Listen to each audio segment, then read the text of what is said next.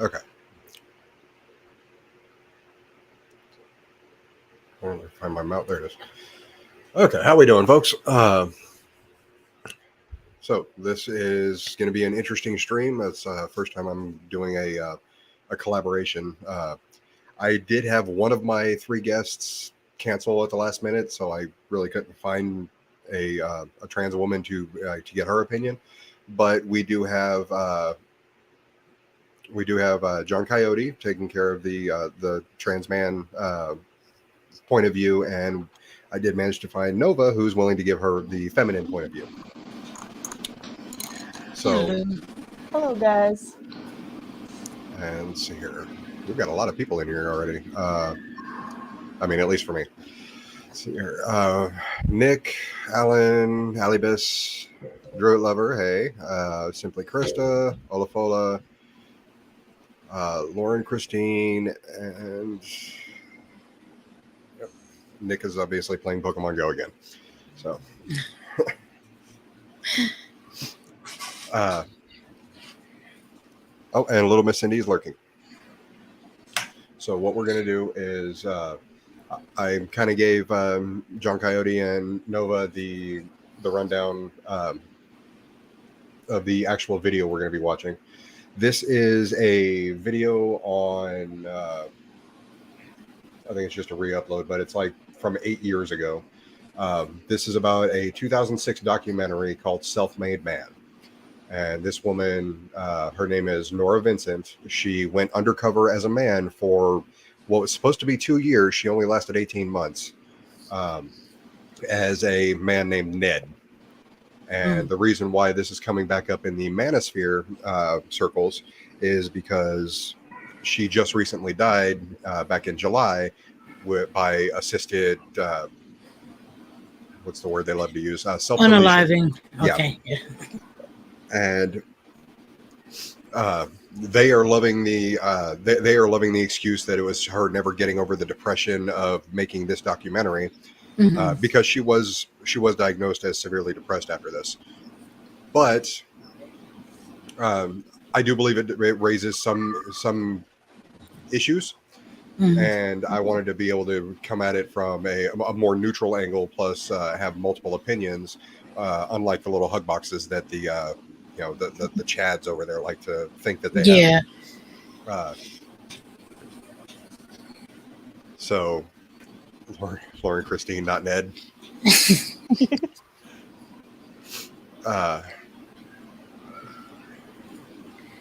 So I've seen this being circulated a little bit because I do like to frequent like in red pill spaces and all that to kind of see, because I'm, for whatever reason, I'm interested in all that. And yeah, I have seen them talking about this, so it doesn't surprise me they latched onto this as a talking point. Oh yeah. Yeah, I remember this when it first kind of happened, but I mean, it's unfortunate that she's passed. Oh yeah. I mean, I'm not gonna hold anything against her personally, because she's a journalist. She did it specifically to report. But I mean, granted, yes, she's conservative. She's I believe she was Roman Catholic, but like those aren't really things that I have issues with. I mean, everyone knows my issues with G-Man. It's not because he's Christian; it's because he's an asshole. But it's how they're spinning it. It's how they're exactly right. And it's the narrative they're trying to spin versus something at least a little bit more closer to the truth. Right. So, but yeah, let's go ahead and get this up. As soon as one of the negatives of having 3 monitors, you can never find your damn cursor. Yeah. Okay.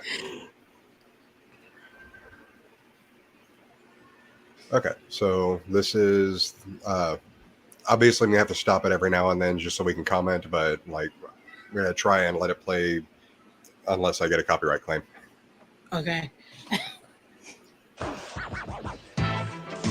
She's hardly a supermodel or movie star, but today Nora Vincent is getting the full-blown glamour treatment. Nora's a writer, and one of these shots will adorn the cover of her new book. This wasn't just a stunt. This was about learning. This is a human project. It was about finding something out about the human creature, and I learned it the best possible way because I went through it. What Nora went through, or more accurately, what she became in the last 2 years, was a man. Yeah, a little bit shorter on the top. Okay. No, Nora didn't get a sex change operation. She did it the old-fashioned way, with acting and a disguise. At 5'10", 155 pounds, and wearing men's size 11 shoes, Nora was a natural. Growing up in the Midwest with her actress mother, lawyer father, and 2 older brothers, Nora was a tomboy with a flair for the dramatic. She says she's still a tomboy and, in fact, is a lesbian living in Midtown Manhattan with her partner, Lisa. I think we can. Okay. Just so I can stop it every now and then so we can say it's transformative. 5'8", size 11 shoes.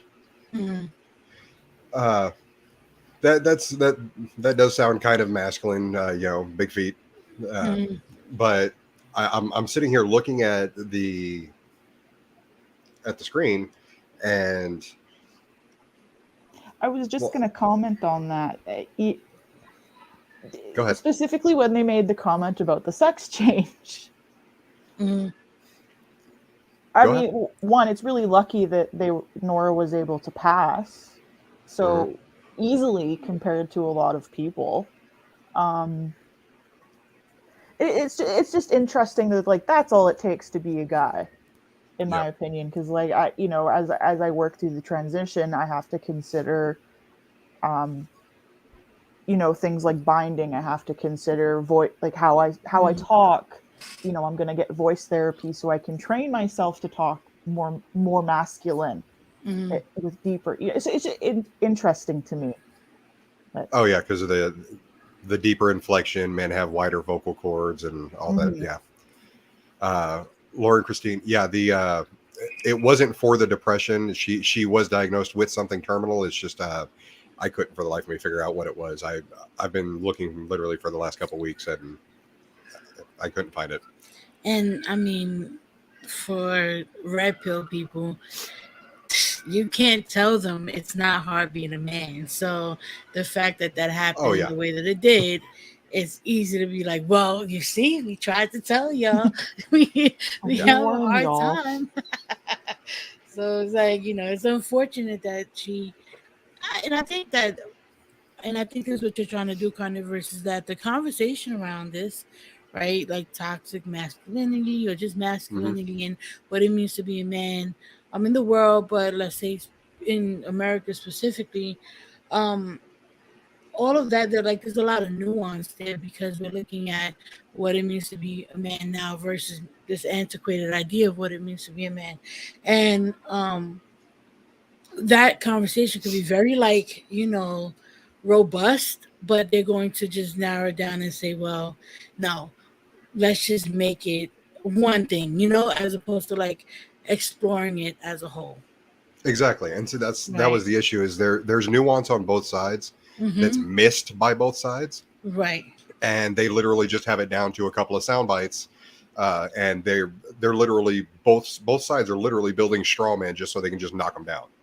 Right. And like you see that you see that in the MGTOW community constantly, but you also do see that on the hardcore feminist side as well, where it's all man or shit. There's a lot there that that you unpack, but that's kind of the issue that I'm wanting to that I'm trying to get at. Like even with the opening music here with duality, it shouldn't be men versus women. It should be us. And it kind of goes into my anti-tribal nature, is the fact that I'm not going to join the MGTOW community. I'm not going to join the feminist community. I would much rather sit right here in the middle and go, I think you're both wrong. Right. So yeah, I like doing that too. You both stuck. Yeah. I think with duality too, like the idea is that you take two parts and you come together to give and help create the best of each other. Exactly. Like we're two parts of a whole. Okay, let's go ahead and get back to this. Can work with this. Her transformation into the guy she calls Ned begins with a buzz cut, baggy men's clothes, and a too small sports bra to flatten her breasts. She even wore a little. I just want to pause that for a second. Yep. And say that's dangerous. I agree. Oh, the sports bra? If you really can't use a sports like a binder, which even then you shouldn't wear over 12 hours. Wear a compression sports bra, or wear one like your regular size and then just baggy clothes on top. But wearing like one that's 2 sizes too small is really dangerous. And why not a binder is because binders are really constrictive and you can only wear them for an extended period of time. You can't do physical activities in them because it constricts your breathing. And so binding is actually really dangerous. And so I would I want people to be really careful when they talk about that sort of thing. Okay, so that's the kind of input that's good here. I also try to think, well, what kind of guy is Ned? And For the rest, she enlisted the help of makeup artist Ryan McWilliams. She just came to me and said, Ryan, I need to turn into a man. The hair, smalls, you can make it, right? And so they came up with a method of shredding braided wool into whisker-sized bits and gluing it onto her face. Women have much stronger nasal resonance as a And then rule. there's the theatrical component. Ah, so just easy Tarzan out on your chest a little. Ah, good. Juilliard voice teacher Kate Murray coached Nora for months on a program of movement, breathing, and speaking. I want you to be the best man you can be. All to incorporate some of the subtle and not so subtle characteristics of being a guy. Notice what men do. If they need to suddenly grab a taxi, hey, they just do that. Whereas women will ask for a taxi instead of demand one. Oh, When all the man. pieces are together, hair, makeup, voice, posture, style, the transformation is complete.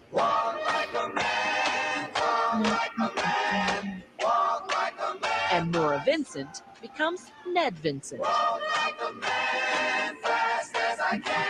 One of these I'm probably gonna shots get will be the copyrighted for second that. photo on the Yeah. book. The book, Self-Made Man, is out today and is about Nora's 18 months living as Ned. I wanted to enter male spheres of interest and see how men are with each other. I wanted to make friends with men. I wanted to know how male friendships work from the inside out. Ned's first act as a newly minted male was to join that quintessential bastion of camaraderie, a men's bowling team. The only problem was she's a terrible bowler. I probably Okay. Okay. You can tell this was made a long time ago. Yes, I was about to say there's so many like really old school way of approaching masculinity and femininity. Like, I mean, I understand the idea, but like, if I go to my bowling alley here, even in the middle of rural Oklahoma, there are actually about an even split between men and women, male and female teams. Yeah, that I mean, So- even when they were talking about hailing the cab, I'm like, have you Yeah. not met a woman in New York? Are you kidding me? Like, you scream at everybody. No, I haven't actually. You're the only They one. scream You and at Vicky. everyone. Yeah. The only two I know. We're very aggressive. So it's like they ask for it. No, we don't. We do the same thing everybody else does. So it's Yeah. pretty interesting. It's like, for this 3 times in my life, and that was, in high school when you do it with both hands, So it was just Wait, what? High school, I had like the one-handed bowling, like where you just have the fingers in it. I never used two hands. I was about to In say, I high remember school? Yeah. being like 8 and Right. maybe using both hands, but that was just to get the power to get the ball down the thing without immediately dropping it Right. in the gutter. I don't think I've seen any person use two hands unless they have one of those assisted things, like a the baby, ramps, a little yeah. person, right? A child. Yeah. That's it. just insane for me to walk into this place without any. And why didn't they just run you out of town when they saw how bad you were? It's an amazing thing because I think that shows you the generosity that they had. It was the first of Nora's many surprises. She thought these guys from a working-class Pennsylvania neighborhood would mock Ned's bowling and reject him as a guy. But from their first meeting, they accepted Ned. The handshake was unbelievable. It blew me away the first time I shook hands with a guy, a strange guy. And I was amazed because you think of women, we're so nice, we're so easy, men are so mean. Complete opposite. Hey, baby. And I felt as comfortable as I could feel right away. They just took me in, no questions asked. This is the first time the guys are coming face to face with the female version of Ned. Would you have known me on the street? No.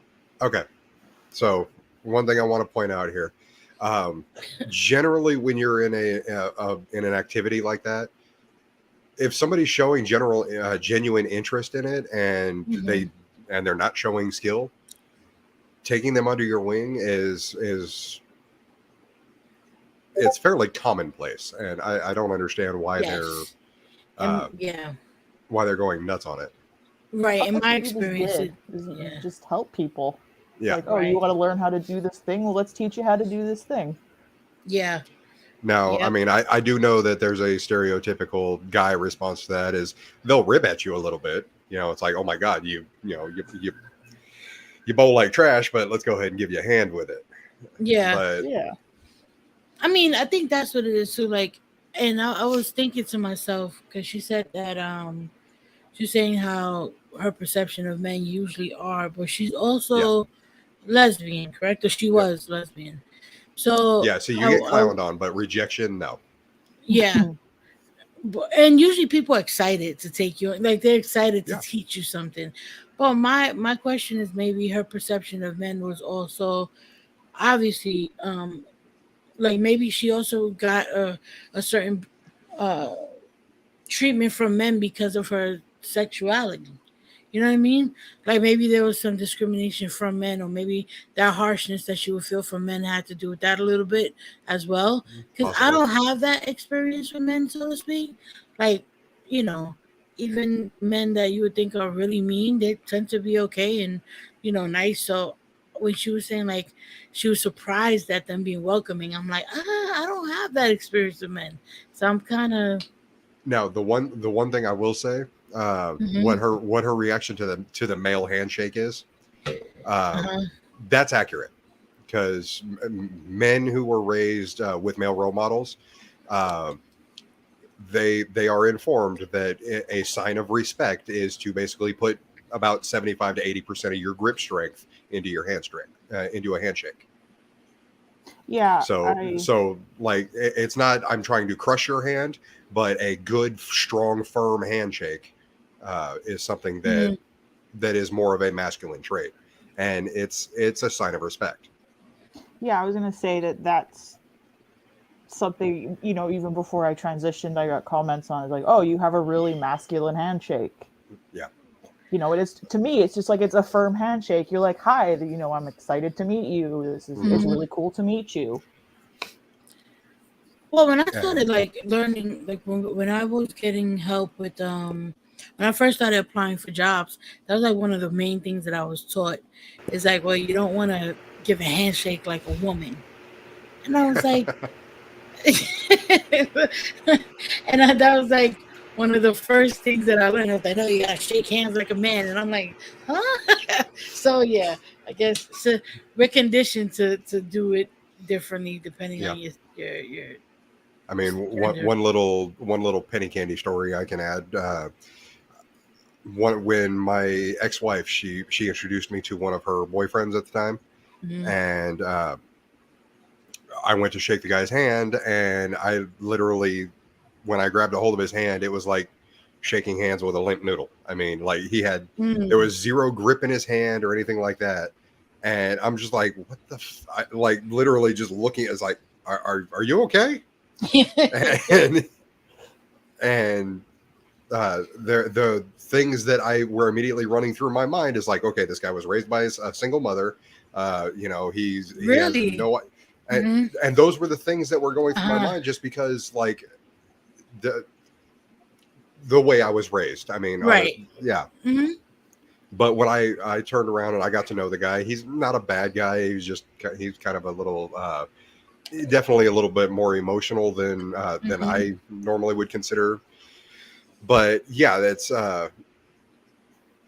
I asked him about it, and he was like, "Oh no, my mom's a lesbian. I was raised by two women." I was like, okay. So like I don't want to big brother you, but at the same time, firm handshake. And he's like, "What do you mean?" Hmm. And I was like, I grabbed a hold of his hand and damn near crushed it. And it was like a firm handshake shows respect when you're shaking hands with men. And he's Mm. like, "Oh," just like that look dawned in his face, and he's like, Yeah. "Oh." Like he's known he's had that reaction for so many years, and then all of a sudden it just like it kicked him in the head. It was like, oh, I'm so sorry, I didn't realize that. That's interesting. I think to me it's interesting that, well, number one, he had that upbringing, Hmm. which kind of doesn't help the case of, that I'm about to, because I've always been taught to have a firm handshake. So Yeah. because I'm a woman, because I'm going to be underestimated, because you don't want to give a sign of weakness. You shake hands firmly. So it's interesting, but it's interesting that that's what went through your head when you first shook his hand, and then he said that he was raised by two women. I don't know. To me, that's fascinating. So Yeah, that kind of is, because I didn't think of it as a man woman thing. Just in the family that I grew up, it was just like have a firm handshake. yeah, And I'm not 100% sure. I mean, like I said, I've lived in Oklahoma for the last 25 years now, so it's obviously there's misogyny in there that I don't catch personally. Internalized, yeah. But at the same time, I'm self-aware of it now, whereas I wasn't, 5 years ago. Right. And no, that makes sense. Growth is the important thing. Yes, and I completely agree with that. But yeah, I mean, like I said, it was one of those things where it was like you had to have been raised by a woman, or you must not have had a man in your life to tell you this. And well, I think there's something to be said. Like, I think as a I'm a single mom, but my kid's dad is in his life, and he sees him and all of that. But there are certain things that I definitely don't pay as much attention to that he does. So, not that it's necessarily, in my opinion, necessarily a man versus woman thing, or maybe, or that necessarily is something intrinsic, but maybe just the way that we're conditioned by society, and that could be it. I'm not sure. I think it's like a chicken and an egg conversation. I don't know, if it's pathologically we're like that. No, I mean, I'll give you on that one, because I mean, societal norms.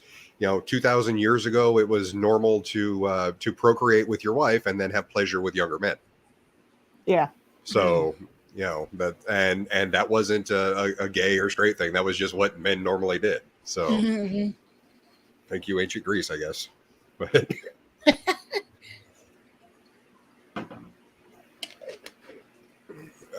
let's see. Oh, okay. Oh no, good. So, anyways, this is the bowling team when they meet her again as a woman. Though they've known about Nora's true identity for months, how are you? Congratulations. This reunion is their first chance to talk about their friendship.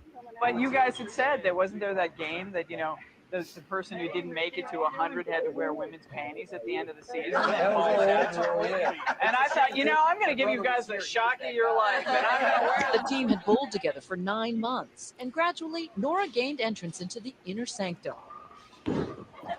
She found that all the cussing and good-natured ribbing is just how men often show affection for each other. Way to go, Ned. Oh, yeah. You remember this? Oh, my God, that's right. I forgot all about that. Did you know, based on watching her bowl? I mean, the joke was she bowled like a girl. But well, we had our suspicions that these guys did. Maybe Ned was gay. Everybody else. Really? Yeah. Everybody has their own style. Right. But my style was. My style is this. Yeah. All different styles. Near the end of the team's run, Nora decided to reveal herself as a woman. Nervous about how they'd react, she tested the waters with the one guy she was closest to. She took Jim out for a drink. So she sits you down, she's very serious, and she says, I'm going to tell you something that's going to blow your mind. And what did you say? So the only thing that will blow my mind is when he told me that you were a girl. And then Bingo. Guy. And you're going to spell your half right.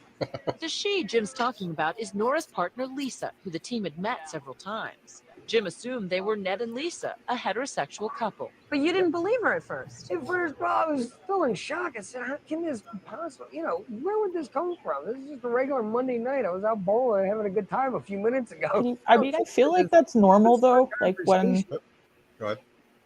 When you make a good relationship with someone, if they were to drop something on that, it'd be kind of like, what? No, because it's not a thing, right? Like the way they interacted with her after, it's just, to me, that's just like normal. What do you mean? Know what I mean? The fact that they just sort of embraced her regardless. Is that what you're Yeah. referring to? Yeah. Oh, we have a red shot in the chat. Red shot, get out, red shot. Yeah, this is an adult discussion. Kids aren't allowed in here. But yeah, I can't see an environment or a situation in which men, I mean, maybe it's just me, but where men would like reject her completely when they found out. I mean, yeah, it'd be a bit of a shock, but at the same time, it's kind of like, okay, because I feel like male female relationships should be normalized. Like they should be able to have close friendships. Yeah, I mean, I've been very good friends with men my entire life. I have 3 older brothers, so yeah, in my experience, men typically, if they like you, they like you, just like anybody else. Like it's not. They're like, okay, fine, we're all hanging out. I think they would be more just fascinated, like, why did you do it? But but then there'll be some jokes, but yeah, right. Oh yeah. I mean, I remember there was an old, like early 90s or late 80s movie. It was Just One of the Guys. I don't know if you've seen that one. But it was literally a girl working for her school paper, and she wanted to, I guess, do it from the male perspective.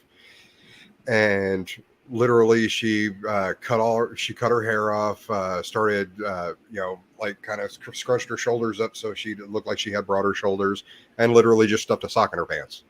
And she went through the next school year from at a different school as a male student, and like just some of the goofy shit that happened was like she was in the gym playing basketball, and all of a sudden the coach points at her team and says skins, points at the other team, says shirts, and all of a sudden she just drops like, oh my god, my stomach, and he's like, really, you're a man, walk it off. And he's like, and I mean, it was just, it was a goofy movie. It was one of those like summer camp movies, kind of like Revenge of the Nerds. But like it did have a little bit of, I guess, some of that nuance. And like her little brother was the openly misogynistic, typical like 80s guy. So I think it's it had a little bit of a message, but it was actually very similar to this. It tried. The heart was there. And I think it's interesting too, because like you see a lot nowadays with younger people when they talk about like problems in their lives, about how, and you see it a bit with like Andrew Tate, like we were discussing that before, how like men can't have women friends or women can't have male friends. Yep. And like that weird like jealousy thing where, in all honesty, like, if you make a friend, they're going to be your friend. Yeah. Well, it's that belief that we can't possibly be, we can't possibly like someone without there being, some underlying, desire there. I can't like someone that I would be otherwise attracted to without me wanting to be with that person. And it's like, it's not true. You can't. Yeah, you see lesbians a lot too. Do the girl you comes disagree? out. Okay. I don't disagree with you, but like, okay, for me specifically, like, because I'm aromantic, if I'm friends with a woman, there's going to be some sexual tension there just because of the way I am. Whether that gets acted upon is obviously consent on both parties and stuff like that. But no, I do have several platonic female friends. I mean, Midnight Goddess, she's one of my best friends. I'm surprised she's not blowing up the chat right now, but that may actually be because of the Thanksgiving in Canada thing. But oh, that's right. Happy but yeah, I mean, it's there are. I do have several, platonic female friends, but then I also have platonic female friends that would happily, drive 45 minutes to my house just to jump on the fun new toy I just bought. So I mean, yeah. And I think the difference there, though, is that that's as part of your sexuality, right? Mm-hmm. Whereas, like, if you have a heterosexual male and a heterosexual woman, they can be friends without that tension. Yeah, I have plenty, or like I said, I have plenty of female friends that don't that tension's not there, even though So the problem with me though is that tension's there even with my guy friends, and like there literally nothing will ever happen there because I am hetero, but at the same time there's always that like iota of like my best friend, even now he goes to work and I will literally shout from down here, you know, I love you, just at the top of my lungs, just because it's that goofy thing. Mm-hmm. And you know, I have no problems whatsoever if he's, you know, strutting through the house. I'll swat him on the ass just because he's being a butthead about it. But like, that's what you get. No kidding. Yeah.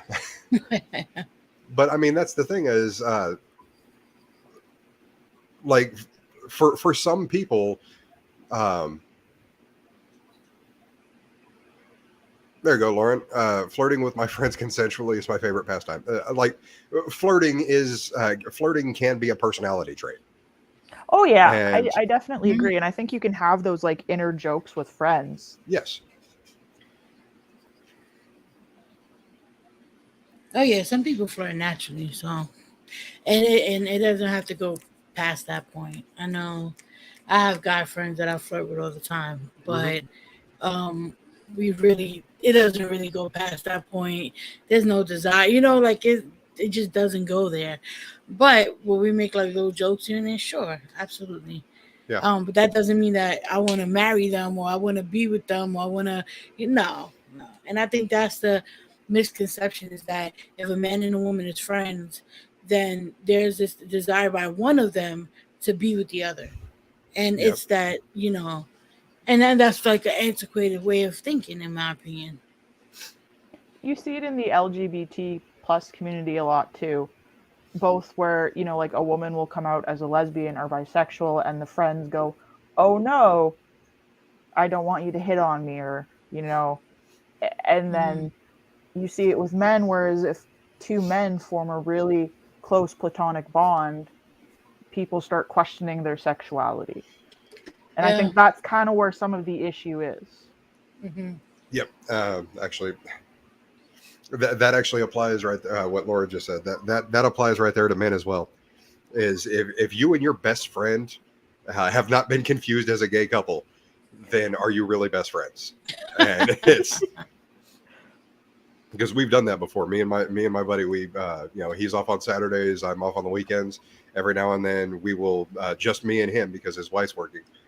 We'll literally just take the kids out and go have fun, and we've been confused as a gay couple before, especially since I'm the big hairy guy that's got all this, and my roommate, he is the kind of tiny.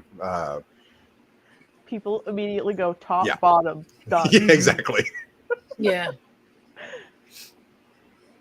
So yeah, I mean that's kind of human nature on a lot of that.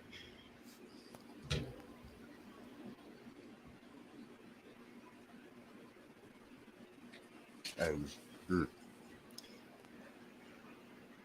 sorry, I was just reading the one that Allie just sent in.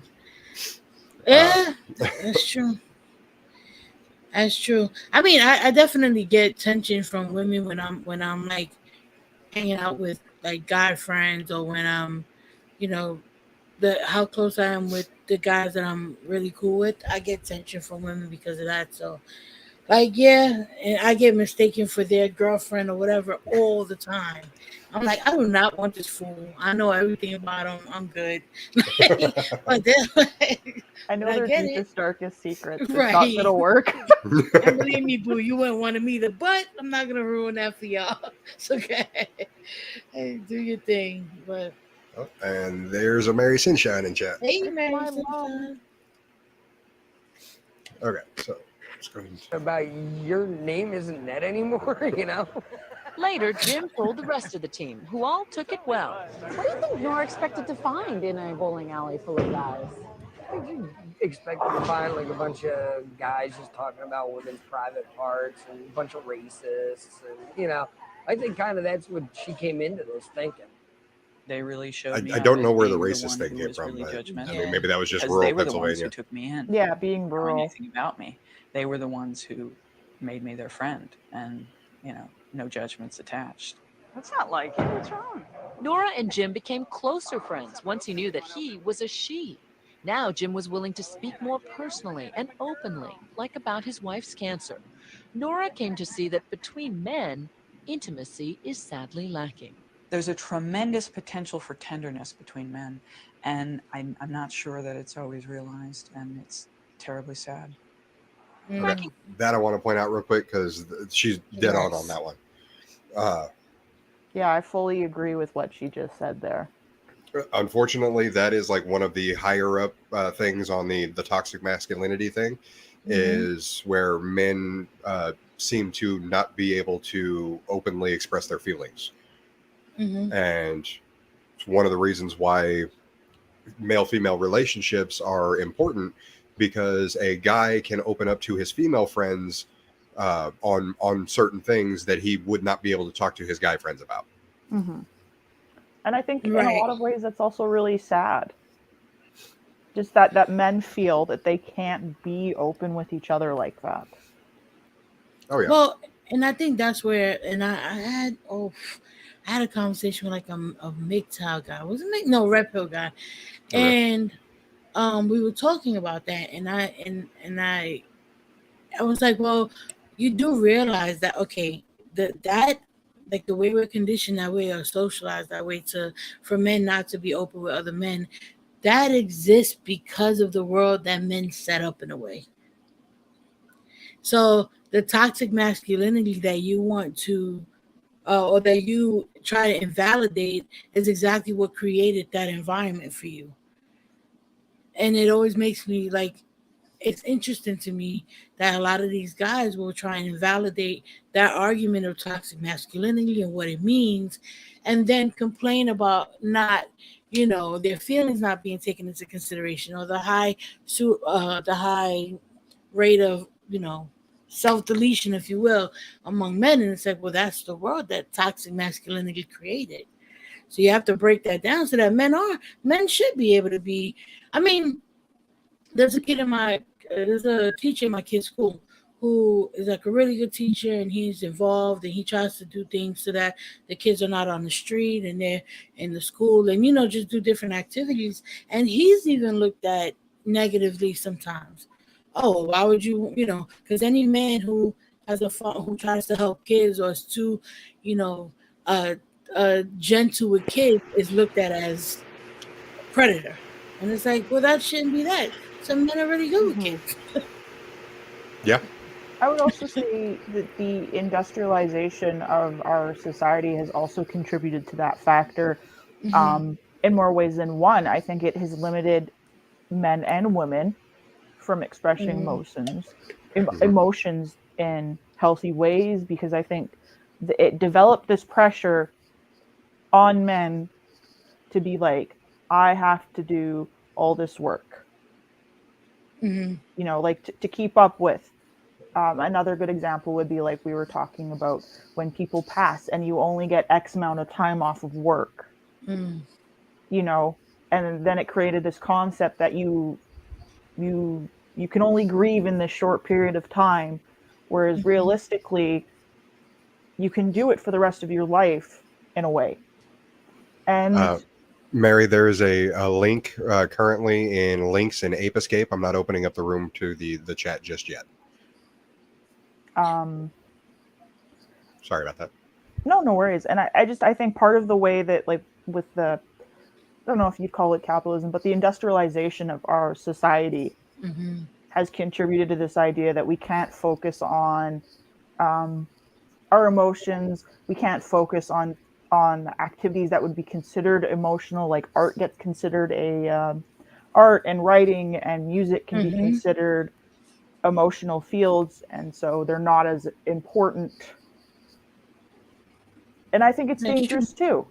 I think when men can't express their feelings in considerably healthy ways, they're either a harm to themselves or a harm to things around them. Agreed. I agree. Yep, I can agree with that. Yep.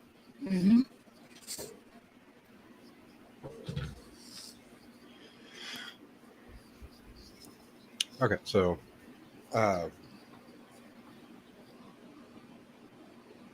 Sorry, I'm trying to remember. This was the not opening up about feelings, right?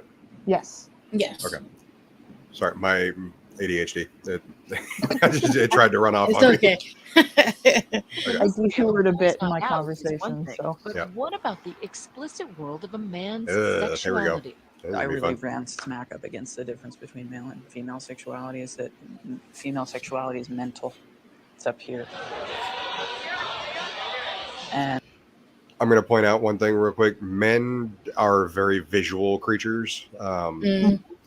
It's one of the reasons why the typical stereotype is, like, how do you attract a woman? You have to do this, this, this, this, and this. And how do you attract a man? Show up naked, bring beer. Yeah, that's we're very simple.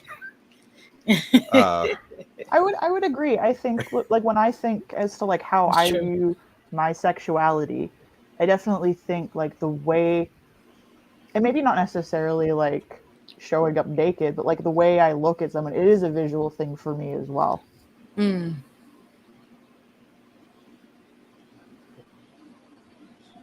Was it always like that for you, John? Yeah. That's actually a good question. I think it's always been that way. And I think part of it too, I'm pansexual. Like I was never concerned with a person's gender, but I definitely like when I look at someone and I go, oh, I find them attractive. It's usually because of the way their features are set up are, like their hair color, their eye color, their smile, and how those all combine. Like I'm very visual in that way. And I find that gets reflected in my art too. When I create things that are visually appealing to myself, it's the same kind of concept. That's interesting. I'm trying to think if I'm more of a mental person, 100%. Way more mental. Yeah. I could be like halfway attracted to a person and then I find out they have a really good personality and we vibe really well, and then all of a sudden I'm like all in. So yeah. That definitely helps. Yeah. I know some people, they could be with somebody they can't stand, but if they look good enough, they're all in. Shut up, Mrs. Parker. Yeah. Get out. So Miss Parker's Nova is a lying liar that lies. Yeah, but Miss Parker is really flaky on me. So I don't know what's going on there. See, who's the lying liar that lies? I said I was gonna be here, and I'm here, Miss Parker. Oh, the difference between being bi and pan is that bisexual by nature is the attraction to two genders. So you could be like, hey, I'm open to dating women and non-binary people and exclude men. Whereas pansexual allows for more inclusion in being non-binary. So like I'm really not concerned. Like when I think of myself as pansexual, I am absolutely not concerned with the gender aspect. It's like the last thing you're I'm attracted about. to somebody. You're attracted to somebody regardless. Yeah. I realized that very early on in life too. That's interesting. Yeah, that's what I thought pan was. Okay, so I'm right. I hope I clarified that well for people.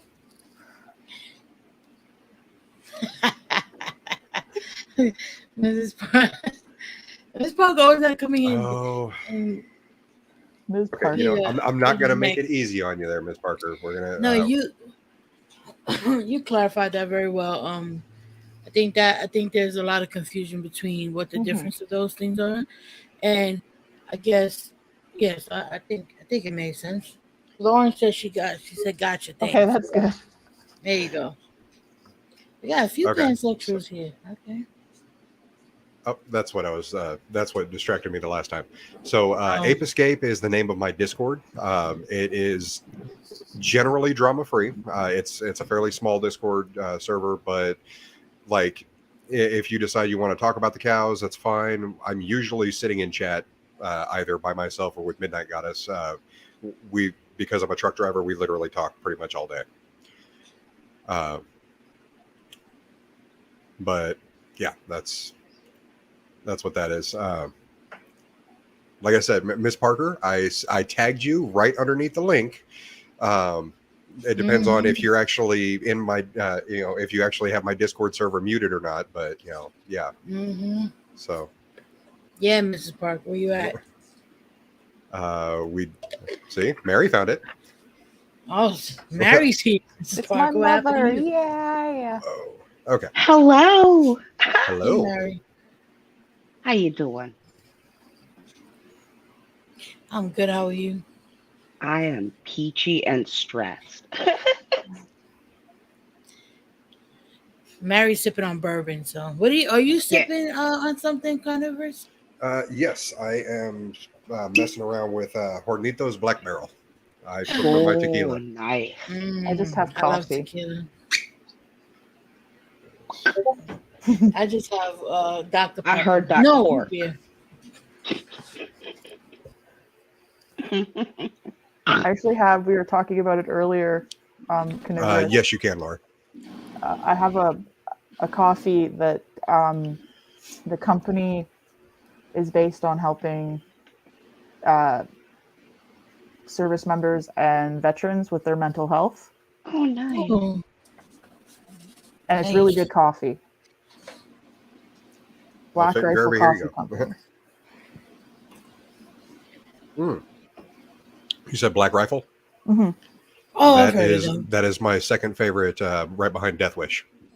Yeah, they make really good coffee, and they're very boots on the ground in their activities and supporting veterans. So, okay, so let's go ahead and get this ABC trip to the strip club real quick. Male sexuality is boy. not a function; it's a necessity. You just have to do it. When we come back, Nora goes to strip clubs in the company of men as a man. I've never been to a strip club. Why can you never find a lighter when you The world need is one? man. Jesus Laura Christ. Vincent guesses she put on Ned's whiskers and clothes about I quit smoking a 150 month ago. I think I still have 3 lighters next to After me. the bowling league, she was ready for love and sex. This is more of a gentleman's You club. went to a couple of. Yeah, I was gonna say. What were you trying to get at? There's a difference? I thought Yes. this Okay. is sort of the quintessential guy thing to do, right? The bachelor party at the strip club. There's When I you told have people you have initially your that I was gentlemen's doing clubs, you have your sociology, strip that it clubs, was and then you have like She burlesque says the clubs clubs. were obviously sexual, but once again lacking in intimacy, which leaves men emotionally frustrated. I saw the men there. I saw the looks on their faces. I saw them sitting alone, nursing their bourbon. And this is not about appreciation of women, of course. It's not about appreciation of their own sexuality. Nope, It's this about is an pure urge. objectification And for that's gratification. not Mm-hmm. pleasurable, really.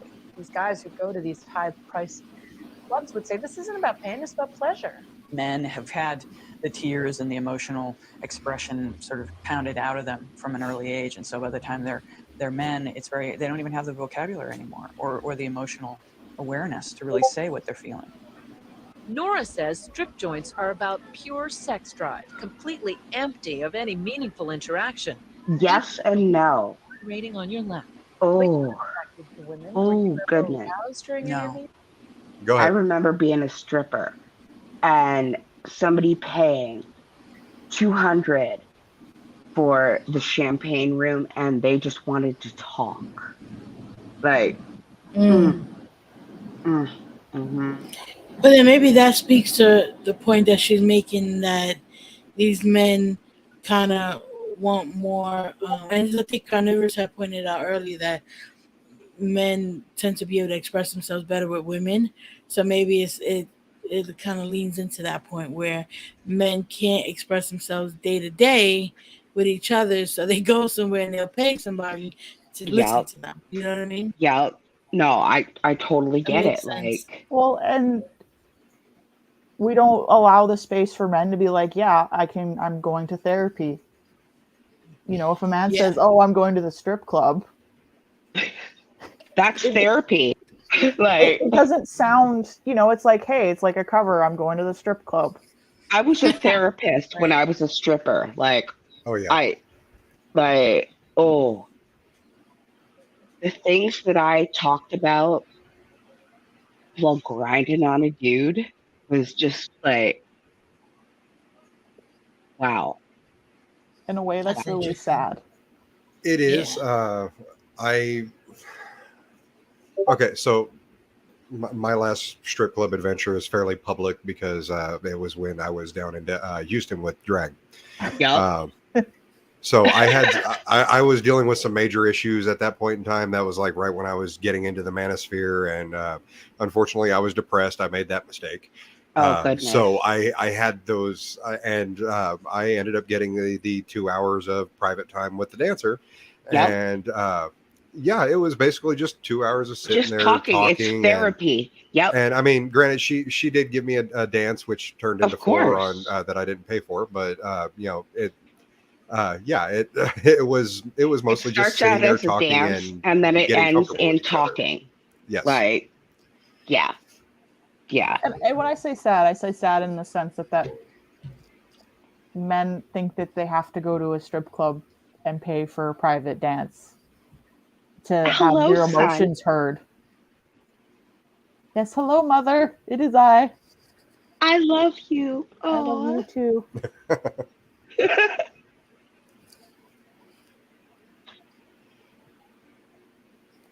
Okay, sorry about that. I was adding somebody into my invite suggestions. I was also just going to say that I've never been to a strip club because there's just none here. Yeah, we have none. For some reason, for a town of like 40,000 people, we've got 3 of them, and a burlesque club. Yeah, I don't understand why. We're lucky if we have 10,000 people in our town. Love burlesque. Like that happens once a year. I mean, the number of bars in my town is only rivaled by the number of churches in my town. So bars, it's like, churches, and pizza places. No, we've got a couple of Domino's and a Pizza Hut on either side of town. It's like Domino's took north and south, and Pizza Hut took east and west. I'm like, you guys have that many pizza places? Holy moly! Y'all living in the big city. No. John lives in the middle of. I live like 8 miles outside of town, so I can't get anything delivered out here. It's the middle of fuck all. Yeah. Like, that's where I feel. Yeah, we don't have clubs, and so like we don't even have. If you want to go to like an actual club, like the city has a few, but they're always really packed. And when people talk about going to strip clubs around here, they're talking about going like to Montreal or out of country. Yeah. Wow. So, we just don't have well, that. No. So this whole like strip club culture is like really shocking to me because it's just not something we have here. The most money I've made was when I went out of Pennsylvania and to New York and to those big clubs where you got to hustle and like. I didn't quite catch your question, Carnivorous. I was going to say, aren't brothels legal up in Canada though? I have no idea because it's just. I mean, granted, that's like an American Pie weird reference, but I mean, like I thought in certain areas in Canada there were actually legal brothels up there. It might be in like Montreal. Okay. Montreal, I do know, is very it has a very popular like club scene going on, and like strip clubs and gentlemen's clubs and stuff, and like burlesque is all very, very popular there. Yeah. But like I live in a rural prairie province. We had to import strippers for like rare occasions. Oh my god! Literally, they have to come in from like different provinces. Every time John tells me about where he lives, I'm amazed. We're down to one bar because the other one burned. That's just what our life is. Oh god.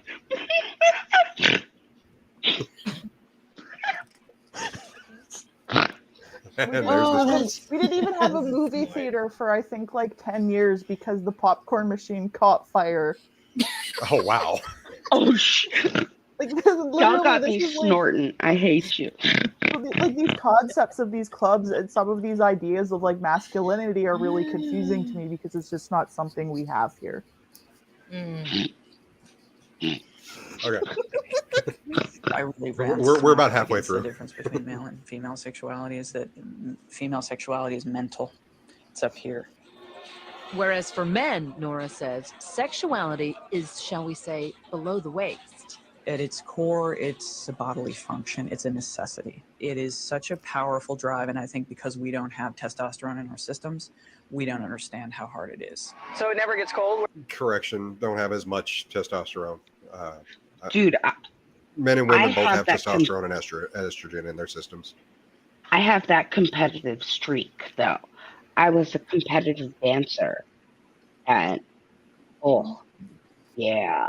I'm going to be hopefully starting hormone therapy. And that means I'm going to, like, one of the big things that they, like, have to sit you down and talk about is the sudden spike in your aggression. drive. And your sex drive, yes. That you're going to have to be handling. I'm so happy for you that you're getting on. I'm really excited. Well, I was I'm so listening excited to, for you. I was listening to someone who's transitioning, trans man. They were saying that when they started testosterone, their emotions actually leveled out. So it was interesting for me to hear that, because we often hear like women are more emotional because we have more estrogen and what have you. But they said when they started to start the hormones, their emotions actually regulated, and it was the wildest thing to them. And I don't know if that's like, but to me it was interesting, because we're always told we're super emotional because of the estrogen. Yeah, and I think too, like when you're trans, part of the science is that the brain is different, and so the chemical makeup of your body and your brain can clash. Okay. And so when you do start testosterone therapy or estrogen too, like either way, they have to sit you down and you have to go through a really long discussion about all the really weird things that are possibly going to happen. Because your body just it takes a bit. Like you might milk from your man boobs, like. Yeah. Or like some people aren't prepared for like the amount of hair growth that might start happening. Yeah. Some people find themselves, they get really itchy. Their skin's not dry or anything, but they just get really itchy. Oh wow. Well, I mean that's the problem with like really the only way that we can compare it with women is think of the after winter hair on your legs, but everywhere. Oh yeah.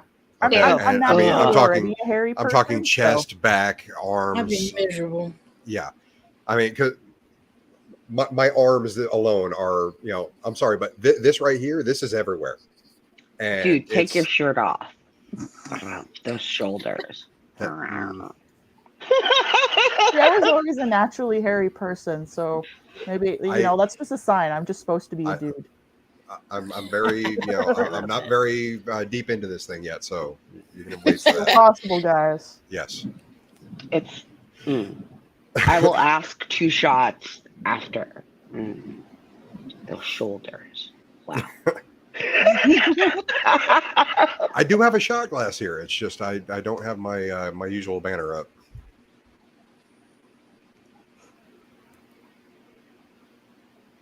Yeah, sure, why not? We'll do that. Okay, anyway.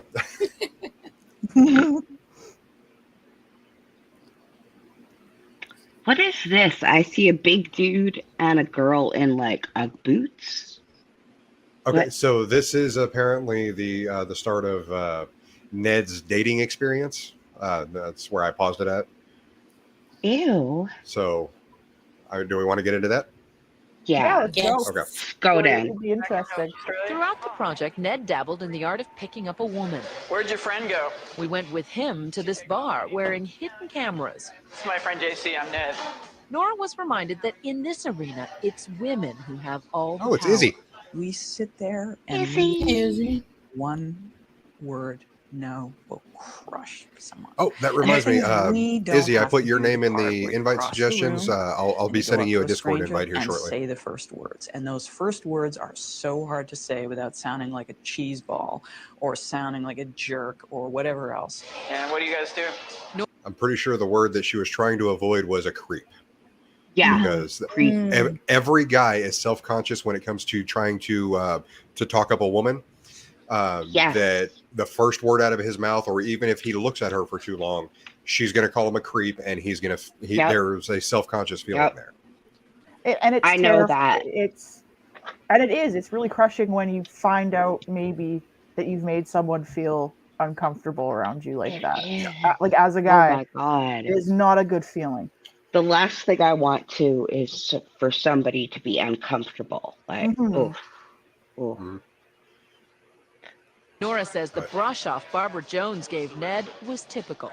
She was just sort of emblazoned with hostility, just looked at you and you saw everything cross her face, which was, oh God, help me, not again. I'm trying that. Barbara was trying to dispose of Ned before her friend returned from the bathroom.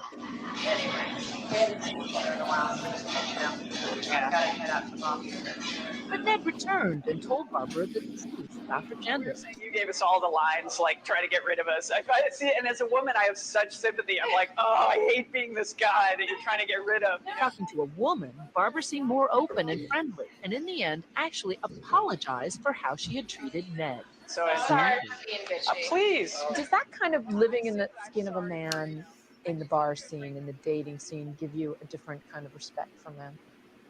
It gives me a certain definite sympathy.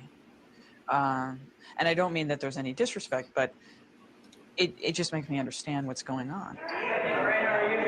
Nora, as Ned, also Okay, let's on go ahead about and get through the 30 blind date dates stuff with real women, quick, and then mostly arranging them on the internet. Did you have any fun? Rarely. It's just Rarely. an ordeal. Yeah. The pressure of Ned having to prove himself was grueling. Nora was surprised that many women had no interest in a soft, vulnerable man. My prejudice was that the ideal man is a woman in a man's body. And I learned, no, that's really not. There are a lot of women out there who really want a manly man. Ultimately, Ned told most of his dates that he was Nora. Many of the women reacted angrily, but usually just for a little while. Some Really? wanted to continue Wow. the relationship. They remained interested in pursuing something further, so whereas Sexually. Yeah. And that was heterosexual women who, that's what I'm saying. It's all up here. Because I love the dominant woman. That's I really just, So how many guys would do that? That's the difference between male and female sexuality right there. Nora says she found differences not only in sexuality Okay, so let's talk on that one real quick. Okay, so how many heterosexual men would continue pursuing a man that they thought was a woman? You're likely to get maybe one out of every few hundred. It's not a lot. Yeah.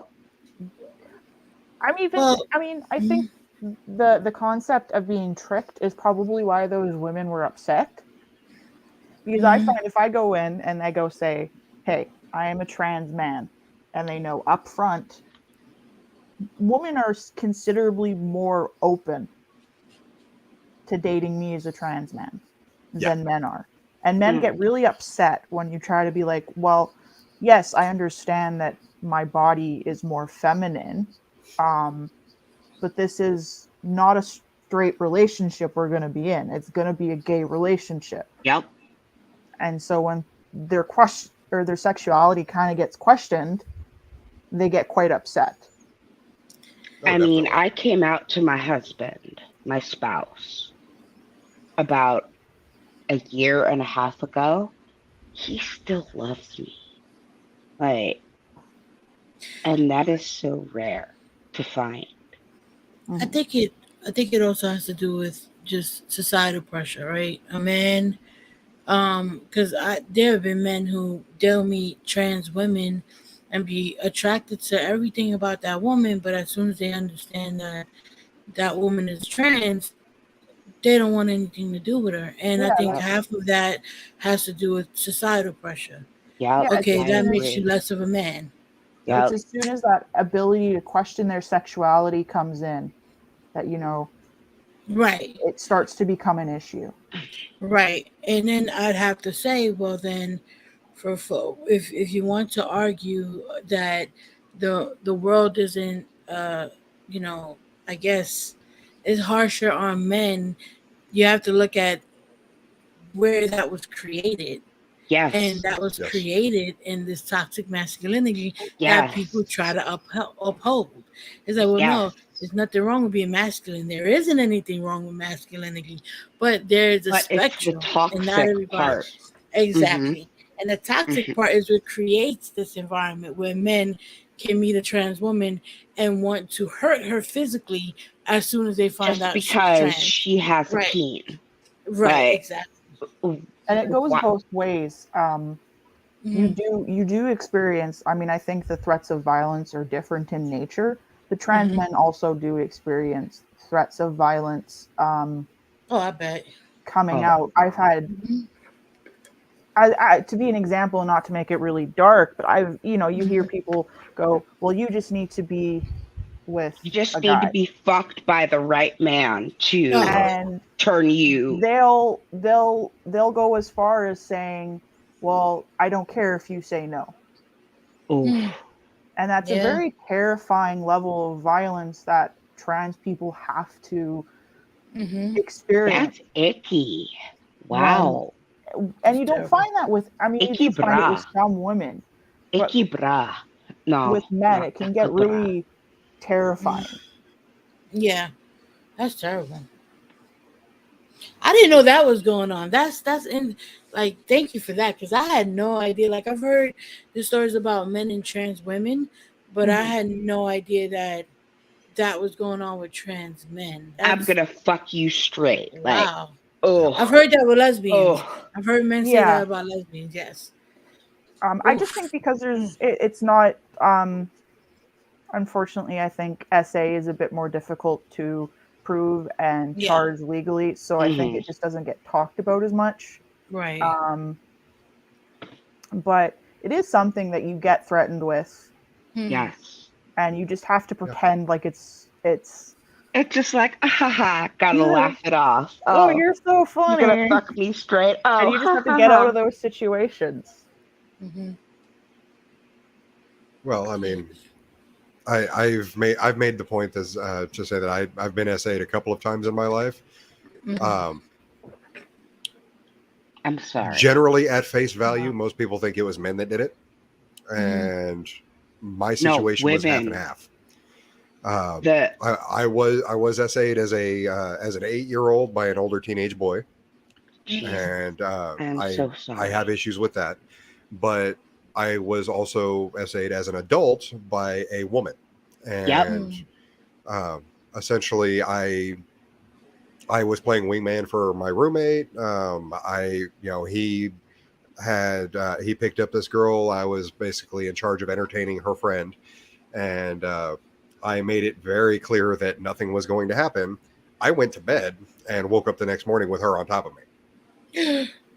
Oh, her excuse was that not okay. Yeah, her excuse was that, well, I was hard, so she thought it was okay. And I was like, bitch, I've got to take a piss. Can you leave? Can you get the hell off of me? Yeah, that's that's a rather shanny thing. Yeah. If it's hard, I can sit on it. No. If it's hard. Oh, yeah. Go ahead. Now, I mean, I've had that relationship before with a trusted partner where it's basically, look, I've worked for 16 hours today. I understand that you have needs that need to be met. If I fall asleep, do not stop because I was enjoying it. It's just that I'm tired. That's a completely different issue versus versus waking up not even realizing it. Given and exactly. And again, that's the unfortunate thing that men are not able to be open about that, and it's often not taken seriously because even I know quite a few men who were SA'd by women when they were younger, like when they were preteens or what have you. Now the horrible part about that is, hold on, the horrible part about that is, I went to the police. I was laughed out of the police station.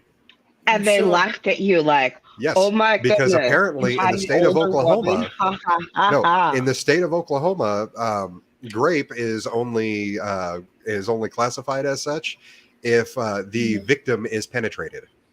That's that's the legal definition in a few places. That's So there are oh states my God. where it is literally impossible for a man to be essayed by a woman. Dude, legally. no. That's not okay. And I think it comes to that we were talking about toxic masculinity and Right. toxic Yes. femininity. Yeah. Yep. I think it comes from the idea that a woman, like being a predator has no gender. A female and a male can be a predator. Yes. Like a person's going to be a predator regardless of what they are. I also want It's to say just that feminine predator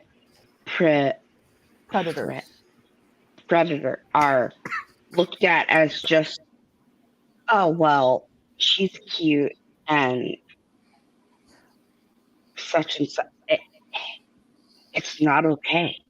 Or when it's with young men, it kind of goes to, okay, Boxer Wing. I love you, Boxer Wing. It kind of goes to, well, they got to be with an older woman. Isn't that every guy's dream? Right, and That's that's something that I came across when they were telling me those stories, and I'm like, well, they would tell me like when they went and told other people or other men specifically, they was like, well, what are you complaining about? You got some like that's what happens, right, Nova? Like, huh? I know Dr. Wing just left, but they made like a really good point, a little bit up about like another aspect that trans men have to be really terrified about when it comes to that sort of thing. That one is, unfortunately, that's also a common issue. Because hormone therapy doesn't prevent pregnancies. So if you're a trans man and you're sleeping with other men, please use protection regardless. Practice safe sex. Yeah. Yes. But it's a genuine fear that we have to deal with. Actually, I have a question since I have this many of that particular that have that particular ability. I'm trying to figure out why does baby trapping seem to be so prevalent? Because I've actually had 3 different instances where a partner attempted to claim pregnancy without knowing that I had a vasectomy. Because we want the man to stay. That, I think. Yeah, I think in a concept, it's a power move. Yeah. On both parts, right? If a guy tricks their partner into becoming pregnant, or a woman tricks their male partner into making them pregnant, it's a control factor. Yeah. Okay. It's typically leverage. It's some sort of leverage. Sometimes it has to do with the position that the man is in, socially or economically. Others is just, well, you got someone who's like not mentally well, and they just don't want you to go anywhere, and so they want to trap you. I don't want you to leave, so I Right. will do a pregnancy scare, so you can't leave. Yeah. Yeah. They get really pissed off when you laugh at them when they say that. Yeah. When. Because I'm pregnant, and then you start laughing hysterically and go, I'm sterile. And they go, oh, shit. My husband has had a vasectomy for the past 8 years. Uh-huh. Like, I got mine 12 years ago. if another woman comes up and says, oh, I'm pregnant. No, bitch, you're not. Not with Good him. luck. But I think it's just like another thing that people do to be horrible to each other, basically. Yes. Yep. And it's sad that people do that to each other. Like, why do you have to fake a pregnancy to keep your spouse, boyfriend, or whatever? No. No. Okay. So, yeah, it's pointed out in chat a couple of times. I see control. It's about control. Yeah. So, okay. Let's go ahead and see if we can get this finished. Intimacy, but in every walk of life. I'm in the market for a car, and Take, for example, shopping for a new car. This is Going an in as interesting Dora, part. the sales pitch quickly becomes flirtatious. any guy that gets in is going to feel like, okay, this girl's. I want to date this girl just for a car. Well, I didn't say that. But going back to the same salesman as Ned, the tone was all business and the talk was about performance. They have a 3-liter Duratec V6 engine. And in the end, a personal touch for Nora the salesman would never have offered Ned. All right? Thank you. You're so welcome. much. In Nora's final months as Ned, she upped the ante. I'd say the kiss was a little all-male creepy. inner sanctum. Yeah, that's a creepy. After 18 months of deception, she was unraveling, and the play acting at a men's wilderness encounter group would begin to scare her. One guy had chopped up a log pretending it was his wife. So I thought, great, we're going to have axes and knives. So I was terrified. Damn. Having survived strip clubs, dating, and a bowling league, Nora Vincent wanted Ned's last Okay, Drew, days we'll see you to be later. among men only. All right, Drew. Love you, Druid. Intimate surroundings. Take care, Druid. Good Nora, night. Black Catholic, thought the cloistered inner world of a monastery would be ideal. Ned managed to live for 3 weeks as a trainee. The monks, she says, were pious, smart men, but they were still men. What made it prototypically male? What do you mean by that? The breakdown. Okay, I've got to bring this up real quick. A monastery. That's like why would you, if you're wanting to get the male experience, why would you go to a monastery? Right? Yeah, that's confusing because I guess maybe her point is to show that regardless of like how disciplined men can be, they'll still be men. You know, like there's like this like way that the pathology won't allow them to not be men, even if they're restricted, even if they're disciplined. I don't know. That's the only thing I can think of. They did make a point that to say like, oh, to kind of work with her personal beliefs. Oh, as being a Catholic. Yeah, because she was a lapsed Catholic. Yeah.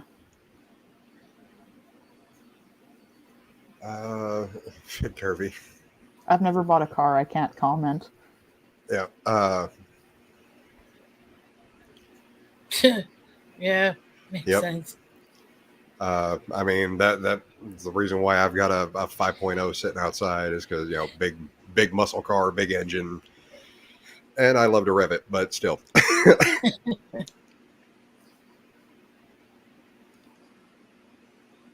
The desperate need for male intimacy and the lack of ability to give it, really painful. Nora says the monks were hostile to her feminine side. She says she was ostracized because of the monks' assumptions about her sexual orientation. Ned was really at the center of it because she was feminine, they thought she was gay. As one of them Well, told we me. know how much the Catholic Church loves the gays. Oh, the Catholic Church hates the gays. You're gay.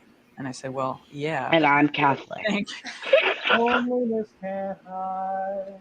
Nora thought the perfect end to her 18-month saga was to join a men-only therapy group, a place where guys tried to bond and show their emotions instead of hiding them. They don't get to show the weakness. They don't get to show the affection, especially with each other.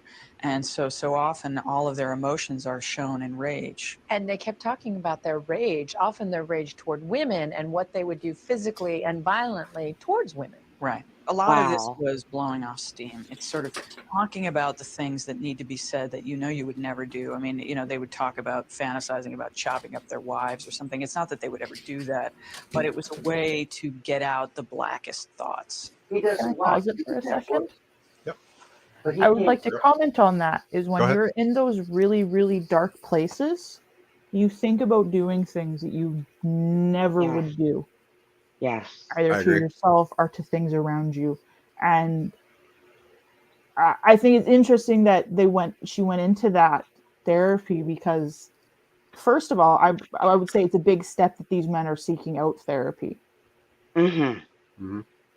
And I to say, kind of the way they framed it a bit there, it's like, but like, I think women have those, I don't think that's a gendered thing. I think when you're in those really dark places mentally, you are going to think and fantasize about things that you never think or fantasize about when you're in a good place. Exactly. Oh my God. Yep. And that's why, I think a toxic trait of masculinity is that men can express their feelings in ways that are healthy for them. You know, I don't think men have to be, or women, I don't think anyone has to be like super like, you know, if they're really sad, they have to go and cry, but just to have that healthy way to deal with emotions. Yeah. No, I actually completely agree with you. I've never actually been to a men's retreat, but one of the things that I do for my mental health is I will take a week off and literally just disconnect from everything and everyone. I will go out into the middle of fucking nowhere and just survive for a week. Mm-hmm. And that's literally how I help reset myself. Like I mean, I'll take my bug out bag, I'll take a hammock and stuff like that. But it's literally just me sitting out there in the middle of nowhere with nobody around, and the only challenge that I have, yeah. Well, I think too, she talks about the chopping wood incident and fantasizing about chopping up his wife. I think chopping wood is a physical activity. So not only is he mentally expressing or like vocalizing these thoughts to get them out, he's also physically expressing that. Yeah, there's that physical exertion with the adrenaline and everything. It does have an effect on us as men. Well, I think for anyone, you know, like if you're upset and it helps you to have that physical exertion over crying, you know, that's an okay thing. It's okay to have that you know, just to physically go do an activity. Oh, I agree. Now, I'm not sure. I'm not sure with regards to other men, but I can personally say that I cry very rarely. One of the main reasons why is because when I start tearing up, it physically hurts me. Mm-hmm. Like my tear ducts will literally burn my eyes, and like the reason why I can say this is I just had it the other day. Yes. It hurts. When I found out about Grampy, I was driving, and it was literally suck it up. And as soon as I was able to stop and actually process the information, I started tearing up. And like, you know, lobsters in the chat if you want, but like I said, just with Grampy especially, Grampy was one of the first people that in like just took me into the community. I was literally just jumped onto his stream one night and was able to talk to him. We talked for hours and just absolutely loved. I absolutely loved engaging with Grampy because he is that like essential hippie stoner grandpa that everybody wanted. And he has fun stories. We teased him about his stories, but it was always for me. It felt like when you go to, you know, when it's not harvest season and all the old farmers go to the coffee shop, which is McDonald's, you know, and they all get around and they start telling their stories, and so it makes me think of like really fond memories of being with my grandpa. That was Grumpy, the penny candy. Yep. You know. Oh goodness. Yeah, but like I was saying, just for me specifically, that the actual act of crying, because I cry so infrequently, it actually burns my eyes. Yes. And like if I were to do that while I'm driving down the road, I'm pulling off to the side because I can't see the road anymore. Yep. Those tears are like acid. Yeah. It hurt. So, it hurts to cry. That's terrible. The discussion too that like, you know, like those outbursts of laughing you sometimes get in those like moments of grieving, you know, that's expressing those emotions physically. Or, you know, we were joking about Monty and the asking for nudes.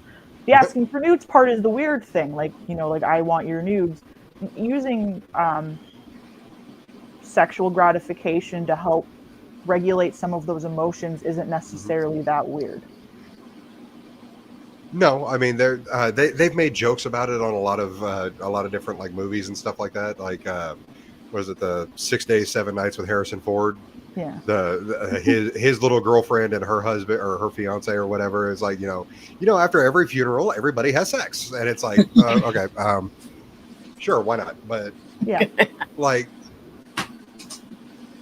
it's weird to try to justify it, I nude guess. Yeah, someone. That's the creepy part. But yeah, like watching you guys watch Monty, it's one of those things where it's like, okay, I can spend 10 minutes in there, but then I hear the semen retention, and oh my god, everyone's talking about the semen retention, and it's like, oh my god, stop it. Wait, there's Monty, and then there's the Monterage. There's Like, good Monty and bad two separate Monty. people, yeah. Yeah.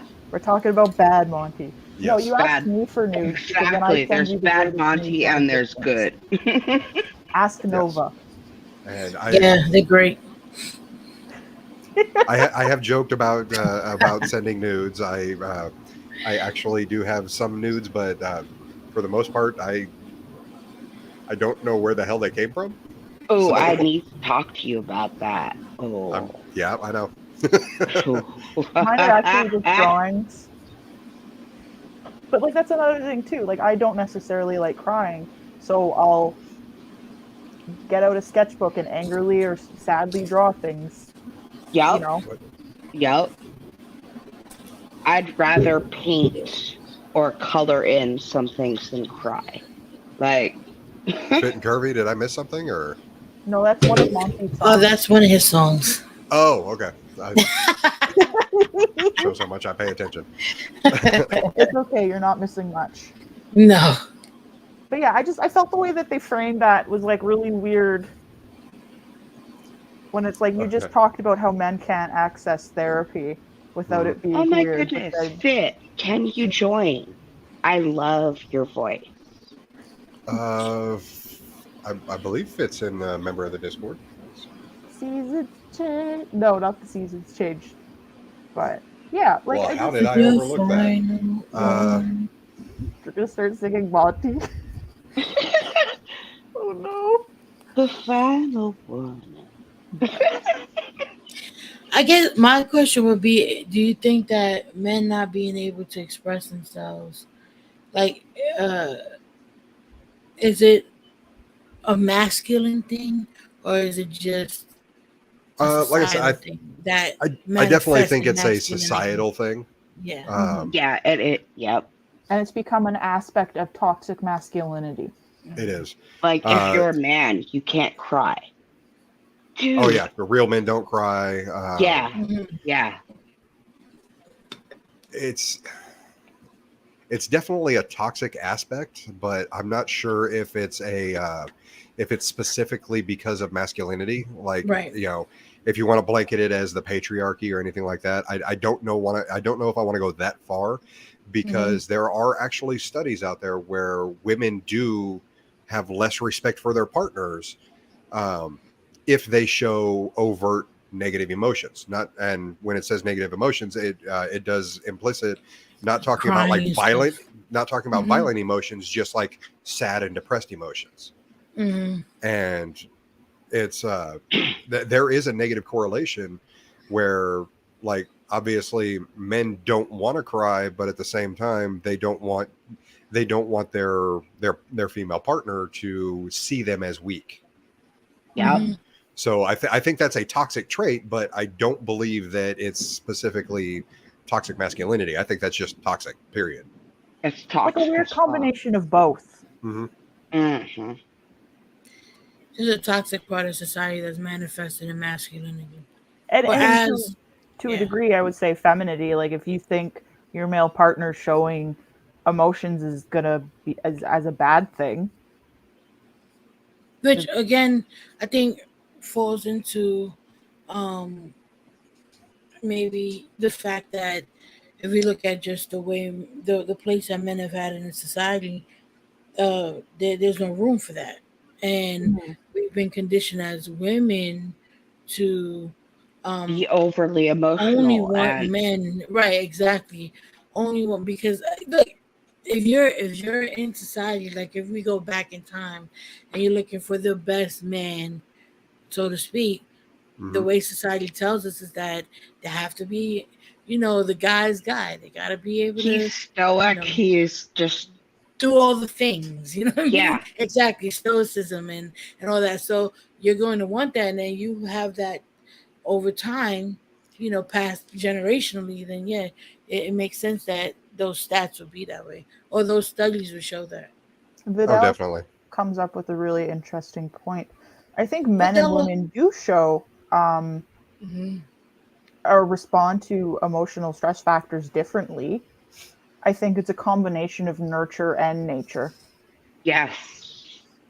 Yes. Yeah, I can say it's definitely a combination. Because like men aren't born, the stoic assholes that we present ourselves as. It takes time to be a It does. stoic asshole. Like It takes. I'm raising two young men right now, my 13 and 15-year-olds. They are emotional basket cases. But oh Lord, I'm so sorry. You have a 13-year-old too? Yes, my youngest is 13, my oldest is 15. I have a 21-year-old, and they. But I mean, that's the issue. Is like, I don't remember as a teenager. I mean, like, my upbringing was fairly neglected. Like I literally just sat over on the side and watched my parents raise my sister, and just kind of like, oh, okay, so apparently that's the right thing to do. So I'll go ahead and go over here and do it myself. So I'm the out gang, like. Yeah. And my mother's acknowledged that. She understands that me and my sister were definitely raised with a major double standard. But one thing that I'm seeing in the way that I'm raising my kids, my younger one it has got that demand for attention, and my older one doesn't.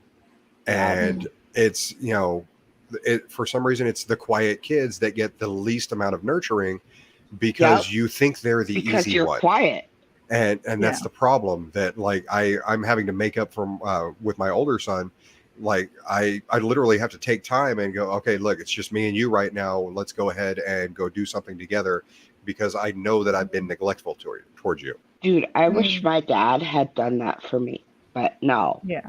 And I think it, again, too, I think it just kind of comes down into the individual way that people tend to express and deal with their emotions. And there's no right or wrong way. There's just a healthy and an unhealthy way. Yeah.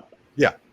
And so we want to encourage, regardless of a gender, and regardless, just to express emotions in a healthy manner.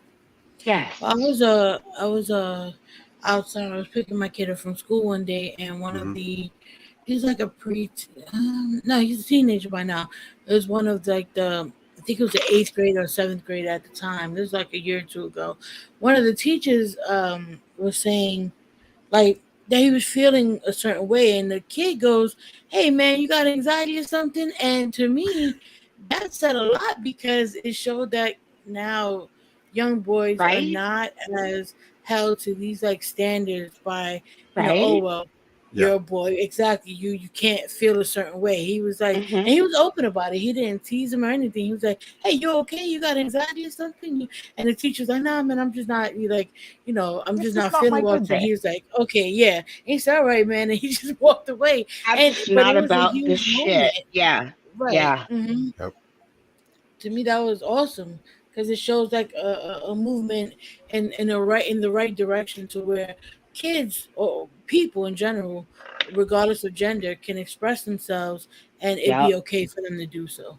And you see it kind of in that male way of bonding, where it's the natural ribbing, where like young men will have like kind of tease each other, like in a way that in a way that both shows concern and affection. And concern and resin. Okay, now see, I can actually point out to something in our community that happened with when Rev was, before all of the wet brain and everything like that. He was on with, I believe it was, I want to say Sabella's husband and one or two other people, but they started getting onto the conversation of guns, decidedly masculine, everything like that. Well, Rev made a comment that he, I believe it was something about a 45 ACP, which, as most people know, is just a caliber of bullet. But he apparently decided that was a gun. and they started razzing him for it because it was like, oh, come on, really? I mean, that doesn't work. Yeah. And you're a puss. He immediately got defensive and pissed off and like just all of those toxic traits. Like, how dare you contradict me? And it was like, okay, hold on. Like, with Rev, we know his dad died early and he was raised by his mom. And that right there is like almost indicative of that toxicity that you get from a person that doesn't have a masculine figure in his life. Yes. And he needs a dad in his life. Just not G-Man. No. Sorry. We do not need G-Man, the man of color. Wow, daddy. I'm drunk.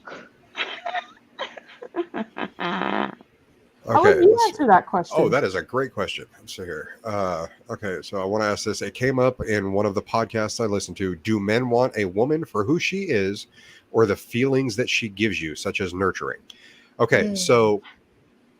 Oh, wow. What I want in a woman is literally what I'm attracted to. So the relationship will start because of who she is. The relationship will be healthy and flourish based off of what she brings to the table. Like, okay, so obviously they're like aromantic here, so there's not really a romantic attraction involved with me, but romantic attraction is just one aspect of any attraction. There is also platonic attraction, there's sexual attraction, there's aesthetic attraction where you're just pretty to look at, and I want to and I want you around so I can keep looking at you. But there's a lot of different attractions, whereas the one that I don't feel is romantic. So like I'm not the kind of person that's like gonna fawn over you and do the whole chocolates and flowers and shit like that, just because that's not really who I am. Like I tried it one time with my ex-wife. I worked at a pizza place right next door to a flower shop. I got off early one day. I decided I'm going to go ahead and do something for her. Went next door, picked up a bouquet of flowers, brought it home, and the first thing that came to her mouth was, "What did you do?" I was like, "Okay, never doing that again." But it's one of those things where it's like, okay, well, I mean, I think there's literally an old adage about it is men want a woman for who she is and hope she doesn't change, whereas women tend to want a man that she can change, and unfortunately he doesn't. Oh, that's interesting. And like, I love my husband. Some of those old redneck Confucianisms, they do hold ground. Yeah. And it's so. Well, I love my husband for who he is, flaws and all. But almost 10 years. And I am drunk as fuck. I would say too, like, I mean, I think you can nurture someone in a way that isn't like got weird undertones of parental things. Like, I definitely agree. Like, when I see someone who's attractive to me, I'm like, I want to talk to them and I just want to look at them. Yep. And I don't mean that like a creepy way. It's like, you're really nice to look at. I would like to keep looking at you. Beautiful. And I want to enjoy the beauty. Yeah. But if I meet a woman or a man who can't, like if it can't nurture the relationship, can't nurture me in my decisions that I make about my life, if they can't nurture me in that sort of sense, it's not going to work. Yep. Okay, so this thing's got about 3 minutes left. Let's go ahead and finish it real quick, and then we can actually pull this down, get on a big panel, and actually start talking. Okay. Laura began to because I was actually empathize wanting to with send the fear and invite link stress out men and feel let a couple of people on at a always time. be the strong provider. The therapy leader, psychologist John Gornishelli, saw Ned's shyness as typical of a newbie coming to brave the group. A lot of the guys spoke to me after the retreat and said, talking to him, I felt like I was talking to somebody feminine. Once again, some group members thought Ned was gay, but no one suspected he was a woman. After 8 sessions, the group went on a backcountry retreat, but Nora's 18 months of being an imposter was closing in on her. The pressure of being someone that you're not, and being the fear of discovery and the deceit that it involves piles up and piles up. So by the time I got around to doing this men's group, it was really reaching critical mass. On the retreat, her fear became palpable. And I was out in the woods with a bunch of guys who have rage issues without women, and I was in drag. And I thought, oh God, what am I doing? Nora was unraveling. She felt guilty about lying, as though she should be punished. Wow. In the final ritual of the weekend, the men were to act out the problems unearthed at the retreat. And you asked that he harm you. Yeah, I did. At that point, I was starting to really kind of crack up. I was really... You were coming unglued. Yeah. So you were asking this guy to cut me. So self-mutilation is very much a female thing. And I think it was my way of paying the penalty for what I felt I had done.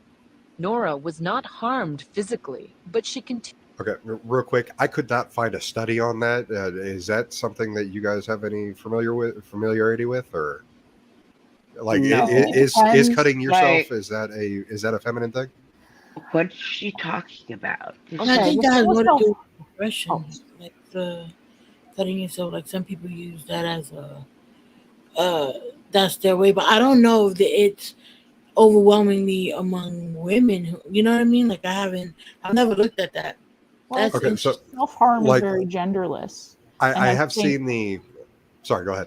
Oh, and I was just going to say, I think maybe men use different methods of self-harm, like overwork, over-exercising, over drinking, more in comparison to women who maybe more often use self-harm, like by cutting themselves. So but I think self-harm is a very genderless.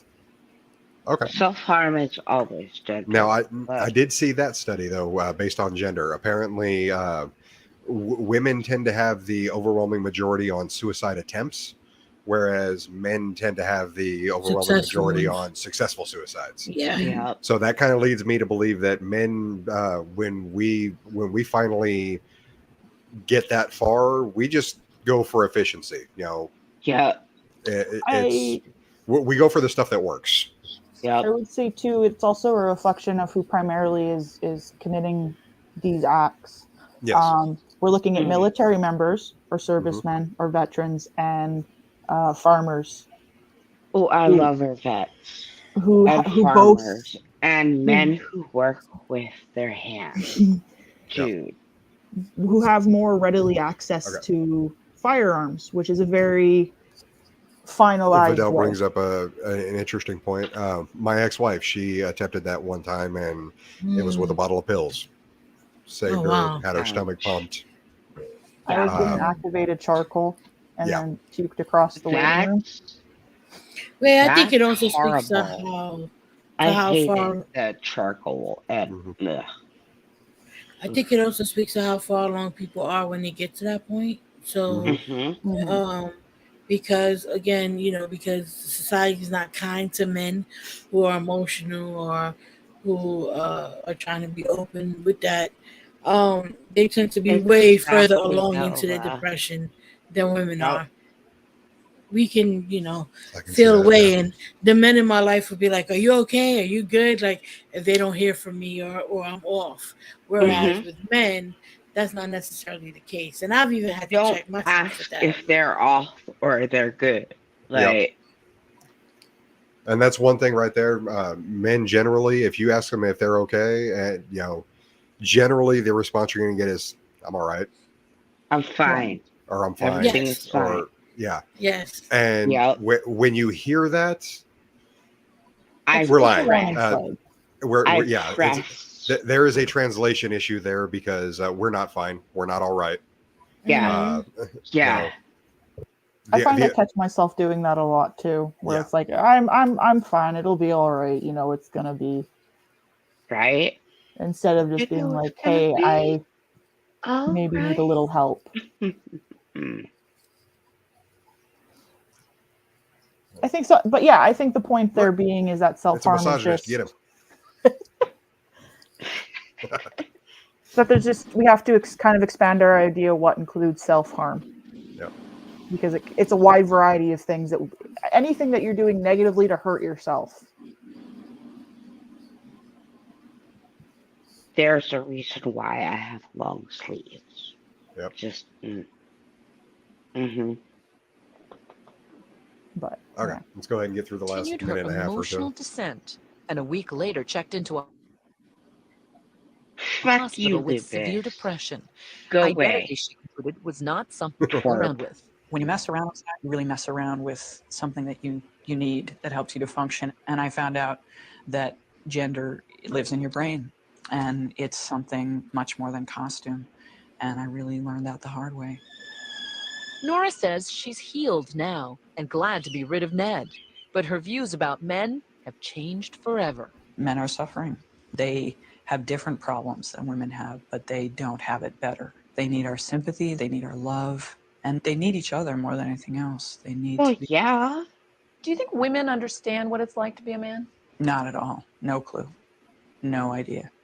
John Gornishelli thinks Nora's conclusions because we don't that talk. men are just as emotionally vulnerable as women are important. Communication And we need to is take them seriously because they came from a woman. I said to her, this is going to be revolutionary because it's been looked at as though men were the perpetrators and women were the victims. And now, one last identity switch. Gornishelli has never come face to face with the real Nora. Hi, John. I'm Nora. Hi. It's Wow. Teachers, so we can never come to the meeting. So. And both John and Nora are happy she is a she. The irony is not lost on Nora that it took a trip into manhood to help her appreciate her own I'm femininity. happy I am a them. For myself, Dude. than I ever was, that I really Stop it. I really like being me, and I really like being a woman. Did you like being a woman before Ned? I did, but I like it more now because I think it's more of a privilege. That's perfect right there. That's awesome like that. Nice. Okay. I think she was very right in her final conclusion. Okay. So what I'm going to do is we've actually got 20 people in here. Go ahead and put that out, and I will see about pinning it. Dude, that hair is luscious. Holy shit. I'm trying to keep it healthy. I was born with naturally luscious hair, so my mullet looks glorious. Take your shirt off. Yep. Take my shirt off. Let's see here. Those shoulders. I think her final kind of conclusion there is really not all that wrong, though. And I think it speaks to how people are willing to twist media. Yes. Okay, so to their storyline. Lubis, she was actually a lesbian, but that had very little to do with the actual experiment. Ban the lupus. He has better hair than myself. Just he's just a Slash wannabe. Dad's gonna come in here wearing that hat too. I know. Yeah, I think it is an interesting conversation to have because, like we said, society is changing in a way that men are not needed in the same capacity that they once were. Right, so I often hear like red pill guys and MGTOW guys say, "Well, we built this country," and it's like, okay, and that's part of the reason why you have the problems that you have now, because this is the idea that, well, men just need to go to work and men can't, that's why men are not allowed to be open with their emotions, and they're supposed to be there purely for as a utility. And we are learning that, hey, men do have emotions. Hey, they do get sad. They do, go through depression. Men have emotions. And right, exactly. And so, hey, I'm just finding that out myself. So I mean, no, and it's something I've even had to learn because my father worked throughout my entire life. And when I was with one of my exes, there was a day where I was just like bitching at him about something. And he was like, have you not stopped to realize, have you not stopped to think I haven't slept in over a day? I've been running back and forth for this, that. And he had a way of expressing that to me to where it sunk in, and I said, well, God damn it. Now I feel like an asshole. My bad. And I let him be because I hadn't thought about it like that. And so, yes, that we're learning now that men need nurturing just as much as anyone else. Yes. Yeah. And it's okay for you guys to be honest about that. And It's okay for you to cry. Like, dude, cry at my shoulder. I'll wipe it off, and yeah, let's get to a better place. Right. But then I think that MGTOW and Red Pill, I think that, well, Red Pill specifically, hurts that because there's no distinction between masculinity and toxic masculinity. And understanding that the toxic masculinity is what has created this environment for you guys. Yeah. Now, see, that was another thing I was wanting to discuss is like I've been searching for the last few weeks about this. Where does masculinity stop and toxic masculinity begin? Because that is like there is so much nuance there that I've never been able to actually pin it down. Like, there are women that think that men with too big of beards is toxically masculine, and it's like, wait, well, huh? That's a natural bodily function. That has nothing to do with if you're a woman or not. Right. I enjoy my glorious beard. Oh, I'm so excited to grow facial hair. Now, see, you should be. But at the same time, though, there are men that will razz other men. But there are men that will razz other men if their beard grows in patchy. Yes. So, like, absolutely. Like with me, luckily, I've got that nice full beard. Unfortunately, I've got the Wolfman look, but it's it's there, and it my shit grows in nice and even and everything like that. But like, I've got a buddy who literally this section of his facial hair, it is patchy as fuck, and he like literally just all over the place, and he would shave out of being self-conscious because I encourage that. Yeah. But then there's also I mean, hell, there's actors that I've seen that like there was a what's the guy's name? He was literally just in the last episode of She-Hulk. The guy that played Man Bull. He's an albino actor. Nathan Hurd. There we go. Okay. He actually has a YouTube channel. I was literally fucking around with him on his live stream last night. But he has a fairly decent following, but at the same time, his live streams, they only get like 40, 50 live viewers. And so, I mean, he's actively engaging with his chat, and he said something about his beard. And I mean, I had this big old response that I was starting to type, and all of a sudden it was like, I better not. I started, deleting it. And the reason why is because I didn't want to get blocked in his chat for making fun of his, his patchy ass, his beard. Right. And it was like, okay, it was like, I better not. Because there are a lot of men that are like super self-conscious about that. My husband, he was really. I think that kind of on the same idea of like women maybe when they get self-conscious about like some of their body hair. Yeah. It's just like a weird society thing.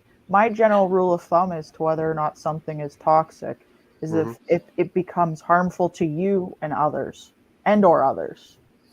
So when an idea that you have, like the concept that men can't cry or men aren't allowed to show emotions, that's harmful.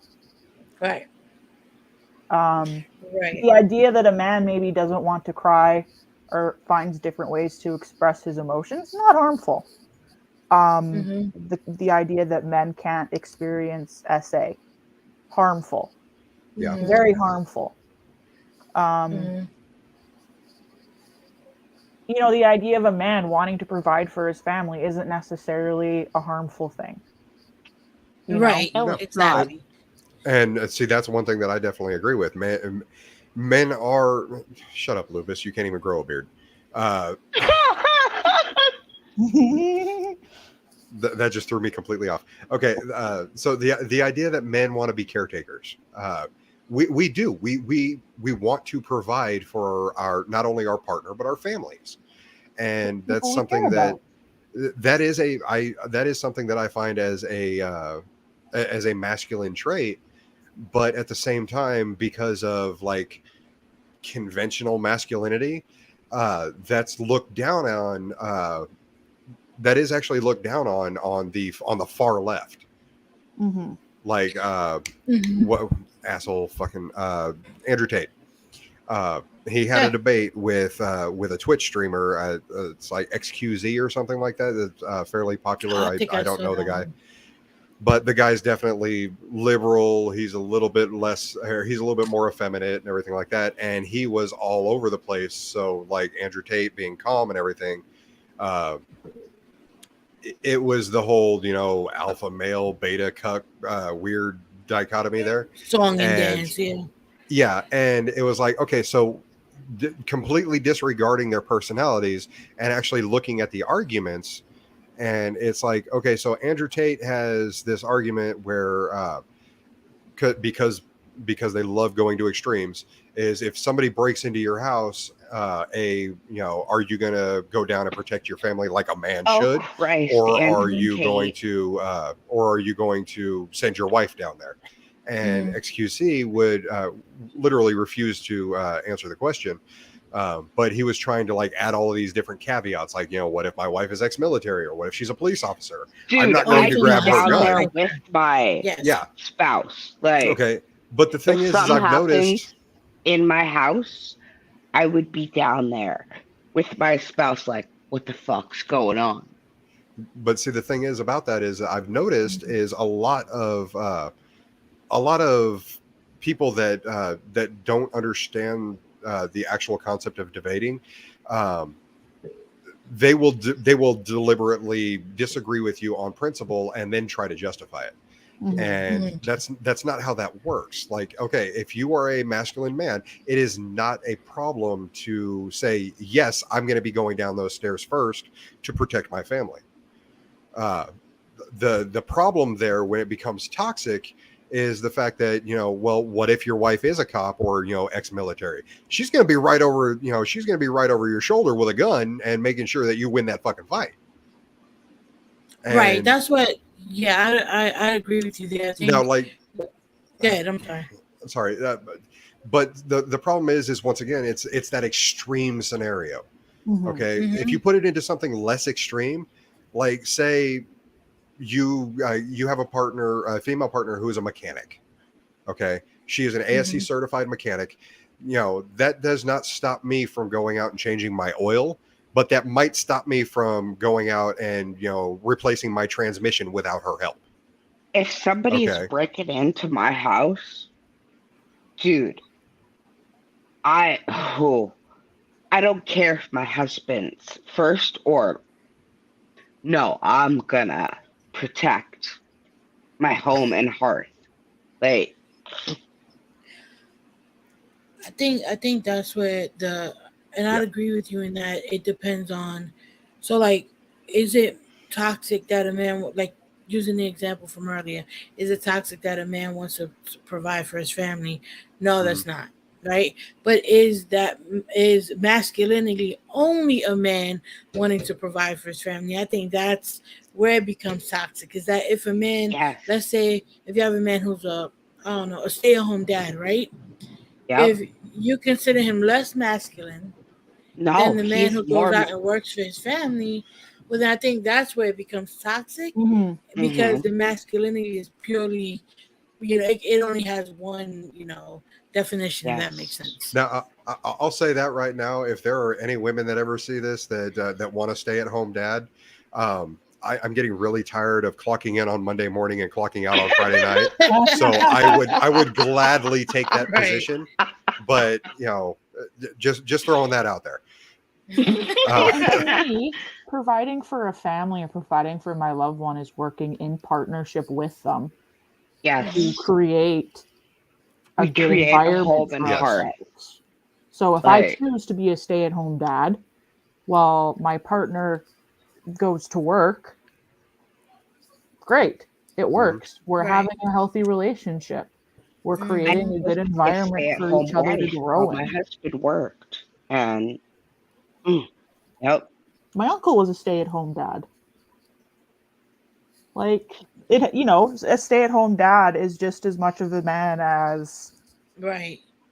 Those Well, Loomis, hop luscious in here. locks. Jesus Christ. Yeah. I like High School Skinny has a good like a good definition for like what a toxic man is like who doesn't respect anyone or themselves. Because Anyone if or you're anything? Yeah, I if can see you're a that. respectful guy, you're gonna respect yourself and your needs, or like a good guy, you're gonna respect your needs and recognize sometimes that if you know, and I think that's something everyone kind of needs to recognize from time to time is that we don't always have the ability or the capacity to help people that we want, and we have to recognize that we can be like, hey, I can't help you with this in the way that you need, but I will help you find someone who can, and I will support you in finding someone who can. Okay. Yep. Yep. Oh, Mick James has decided to grace us with his presence. I guess you're Hi, done with Pokemon Go? Vic.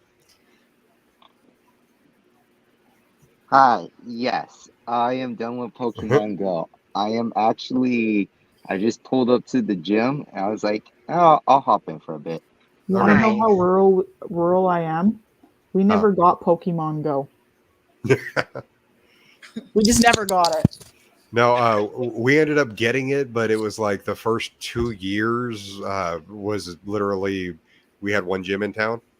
My Pokestop is So- at the bar. Like, We had none. They were just like, no, this part of Canada doesn't get it. oh. Okay, Lubis, I'm going to tell you right now. If you've been grilling that steak for more than the last 5 minutes, that's not grilling it like a man. It's dead. So yeah. Yeah, it's dead. Yeah, you're supposed to eat that red like a man. There's Are we something to be having- said about that, but yeah. Are we having what was it, Dark Ninja's excuse? Feeding my 80 dogs or something like that. At that Oh point, you yeah, need to get rid of feeding my food. dogs.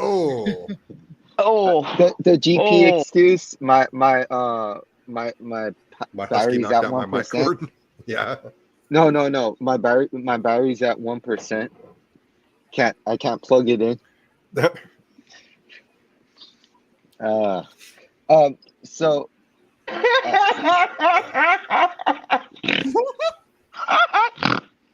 Oh shit! I forgot what I was going I on. gotta feed my dog. Battery at 1%.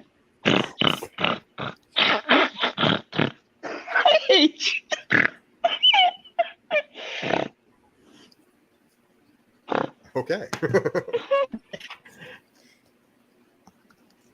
I was able to it's fill my always entire good to drink hear on a that good one. laugh. So I was listening for a good chunk of everything, and Okay. except for the parts where I was like hopping in and out because I needed to listen to music to run. Of course. I was running today, playing Pokemon Go. So one of you guys was talking about not understanding the strip club culture. That was earlier. I was like that Okay, men go yep. to it to I'll let you take care of that because I personally am not really a fan of going to a strip club because I'm not a fan of getting blue balls. So you have I it. used to be a stripper, so what do you want to say? Well, good. Okay. So, because like there was, I was listening to the talk of like how some people don't get it. I I think just people in general go to strip clubs for different reasons, and like I like to go. I don't I don't think there's like. anything wrong with people going. Yeah. Yeah. But everybody's different, right? So, like, you know, I've never hidden the fact that I used to be very religious. So actually, when I start going to strip clubs, like after not being religious anymore, it was actually more of a terrifying thing for me. Oh Um, because when you because you're religious, so those I can places are understand bad. that. It's a den of lost souls, people who don't know what they're doing there. They're lost, and I guess that's partly has to do with the culture, but Lubis, like you're disgusting.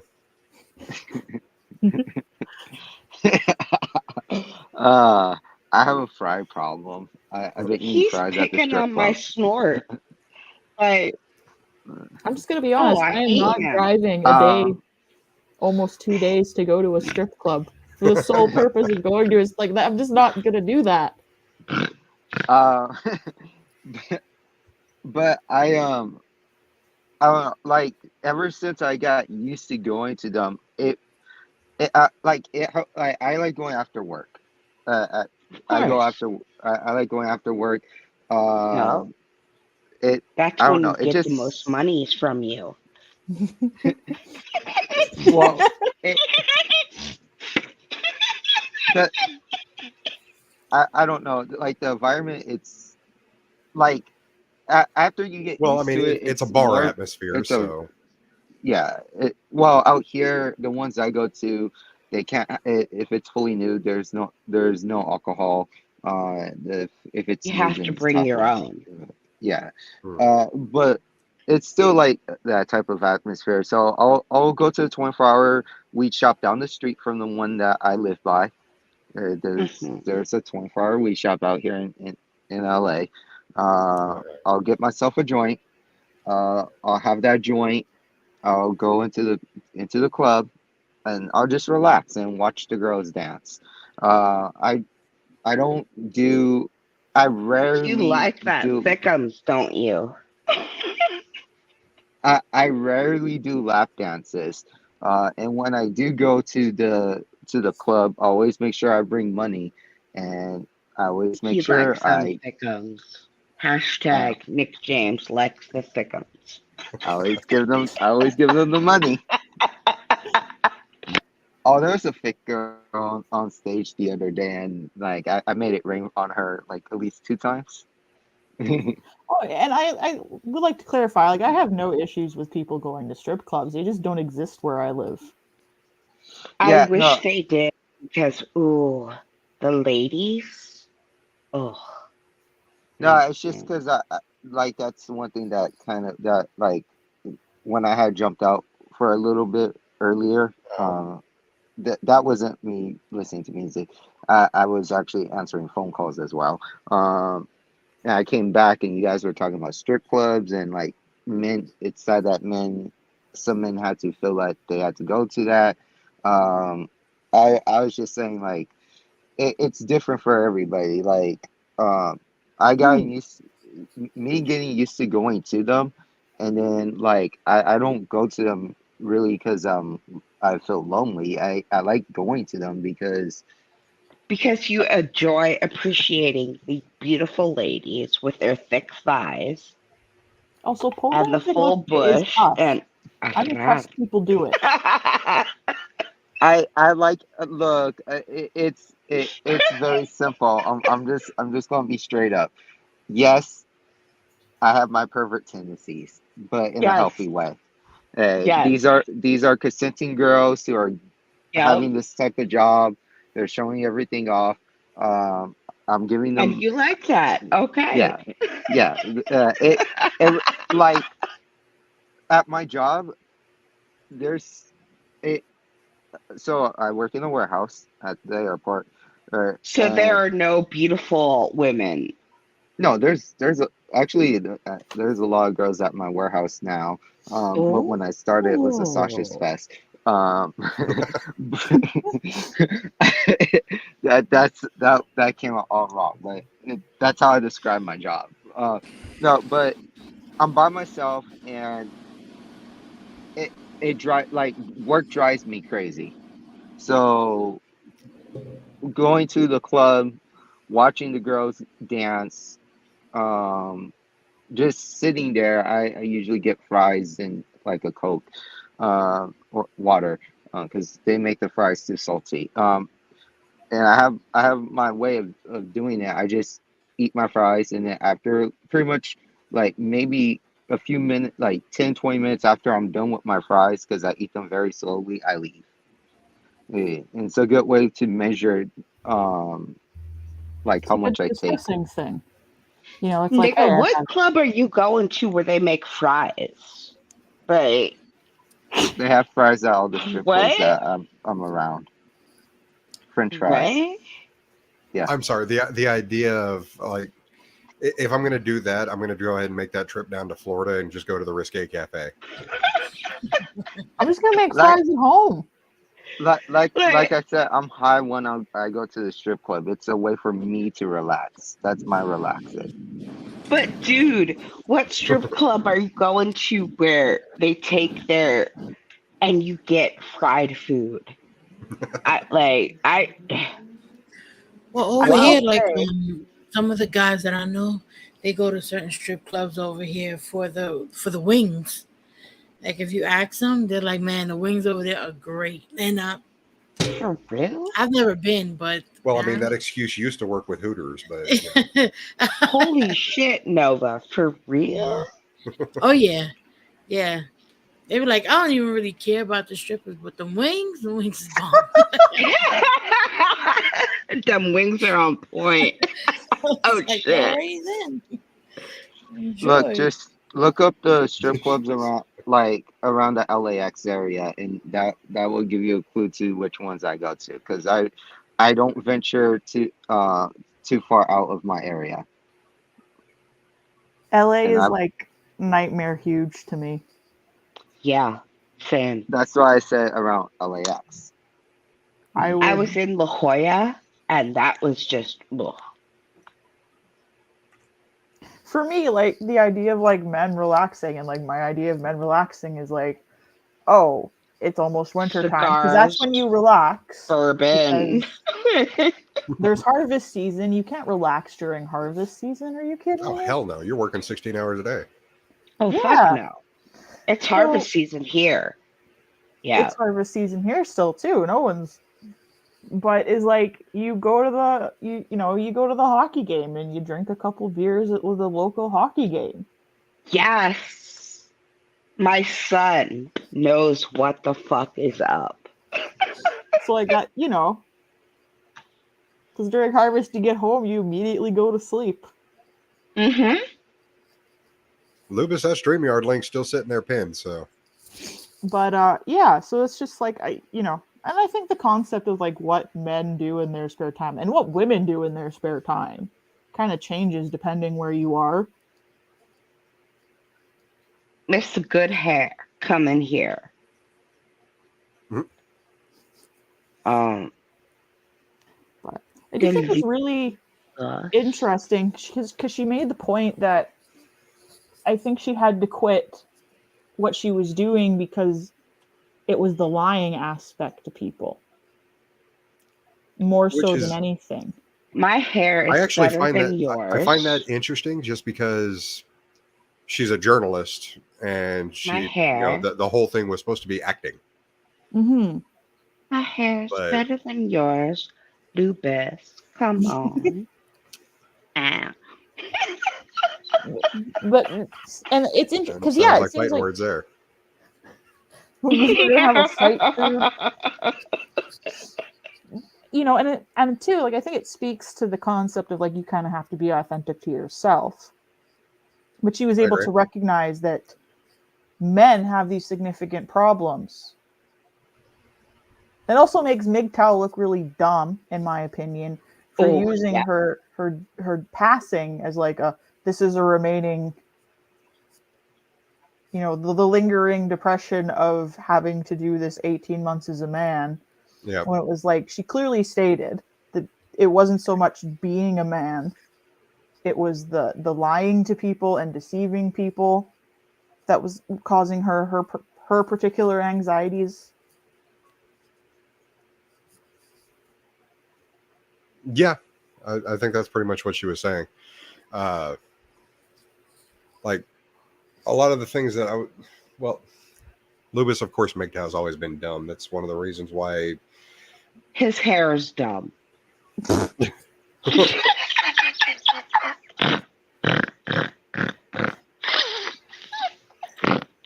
But yeah, like I don't think I don't think the documentary as a whole was necessarily that bad of a thing. Like the way they spin it, it makes it sound completely different than what it is when you actually sit down to watch it. I agree. That was one of the reasons why I didn't want to just like steal this from whatever the Tribe of Men channel or the one of the MGTOW channels. I wanted to get the original video clip that they were using and actually just review it ourselves. Mm-hmm. And yeah, there's an original excuse. Lubis, I don't think we're allowed to make that excuse though. Men He don't has look good dumb anyway. face and dumb hair.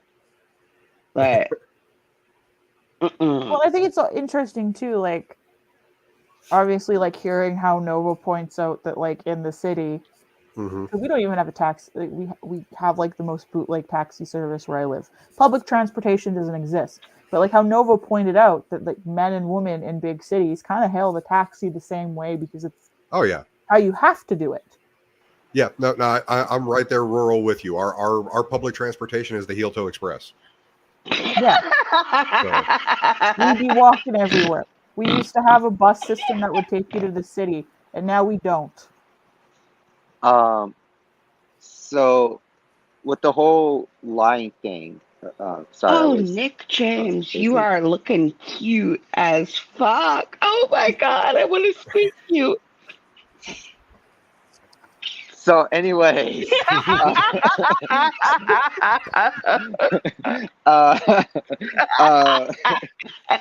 what the whole lying thing, right? So, that's the problem. Like, she's on dates with women, and she's kind of lying to them. I don't know. I have a problem with just dishonesty like that because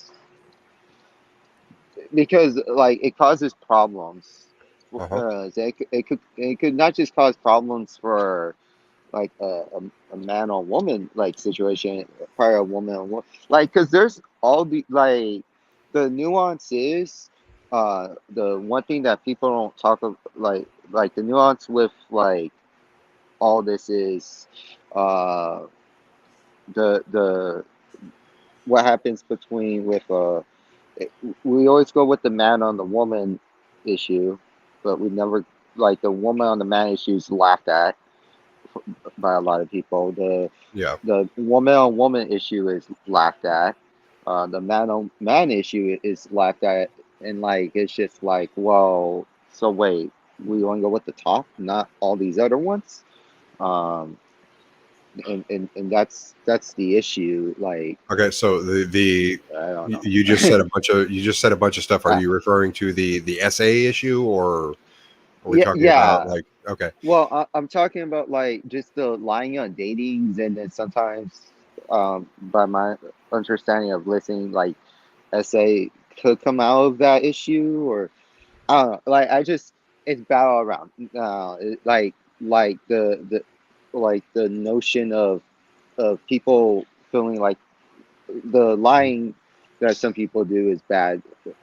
Like I do understand the whole culture. Like the culture is changing where you could be more, where people could be more honest, but that's only in certain places. So I do understand that. But that still doesn't give no one the right to put their hands on people. Like when G-Man brought up the baseball bat issue, like I have that video clip. Okay. And like that video clip, like that just kind of pisses me off. It's like, dude, like really, baseball bat? Like that's stupid. Okay, Of so course, that was foul. hold on real quick. So extrapolating nuance, though, I don't think that that particular section of the video was about her lying. I think it was more about because I mean, she did say that she lied. There were a lot of them that got angry with her, but then shortly after that, they were wanting to continue pursuing the relationship, even as heterosexual women, because they had a connection. So I think the nuance that they were trying to steer towards on the video itself was more the fact that she found it weird that these heterosexual women were still going to, or that were still approving of pursuing a relationship with her, even though she was a woman and not the man that she presented herself as. All right. Did that come across clear? No, I got what you mean. I was just, Okay. I was just. No, I agree with you though. Lying when it comes to when it comes to dating is obviously a bad thing, but like I said, I think the nuance there was just something slightly separate. Well, maybe what I'm thinking about is more on like not just watching the video with you guys on in the chat, but just listening to your guys' comments in contrast with what was trying to like not go back to too much what was said tonight, but just like trying to give that understanding that because there's a lot that was touched on tonight that I probably would never understand, just in general. So I'm trying to in my best way get the information and understand it in my best way, to be a better person. Because like I said before, I have a co-worker who has a better beard than mine. And by the way, this co-worker, because like I get a little salty about your guys' people like you carnivorous ape who have beards who show it off and just don't want to shave it because there's people in the world that can't grow out full beards. Well, I mean, you're in good company with Lubis on that one. Yes. How dare you share your beard privilege over us or lord it over us? Oh my goodness. So my coworker, we were joking the other day, was like, Nick, you seem a little salty again. You fine? And then he has the nerves to stroke his beard like, Nick, you fine? You fine, Nick? You fine?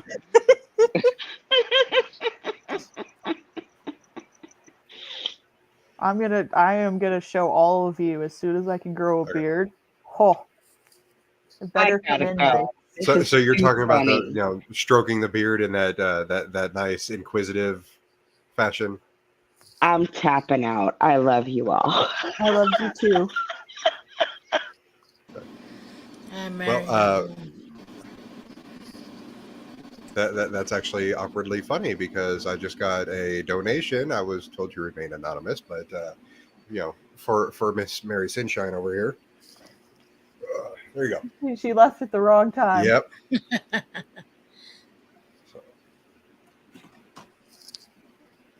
There you go. That's not dirt. My chest hair just clumps up. Hair is weird. Yes. It's interesting. And but as I said, I'm hairy all over the place. So, I mean, unfortunately. Well, at least you have shoulders. I mean, you could be like Yato and not have any. Well, see, the problem is not only do I have shoulders, but I have some fairly decently developed clavicle muscles there too, or whatever those are called, deltoids or something like that. Muscles. Yeah. Well, right now I'm being very manly, and that those what's this stupid thing called? The rope thing. That Miss Parker once made fun of. That's what I'm doing right now. Okay. Because that's the man thing to do. If you say so. This is the best.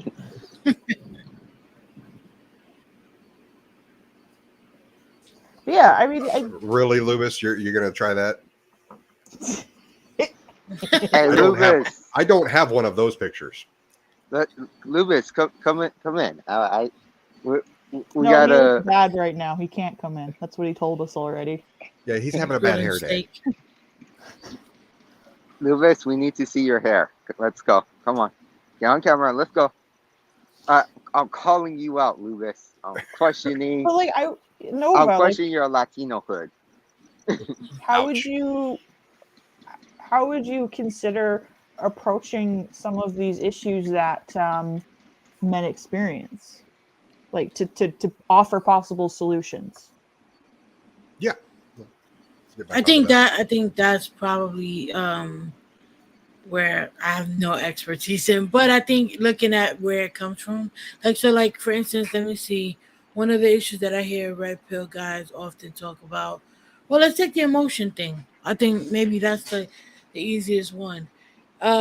Maybe providing some sort of uh, therapy across the board for people, for kids, maybe starting that off in elementary school where you destigmatize therapy, you destigmatize being open about emotions. Where we talk about SA with men, teaching children consent is a huge thing. If you start that early on, it doesn't have to be a sexual thing, but teach kids about, people crossing setting boundaries and making sure that those boundaries are not crossed, but also how to articulate themselves when they do get crossed.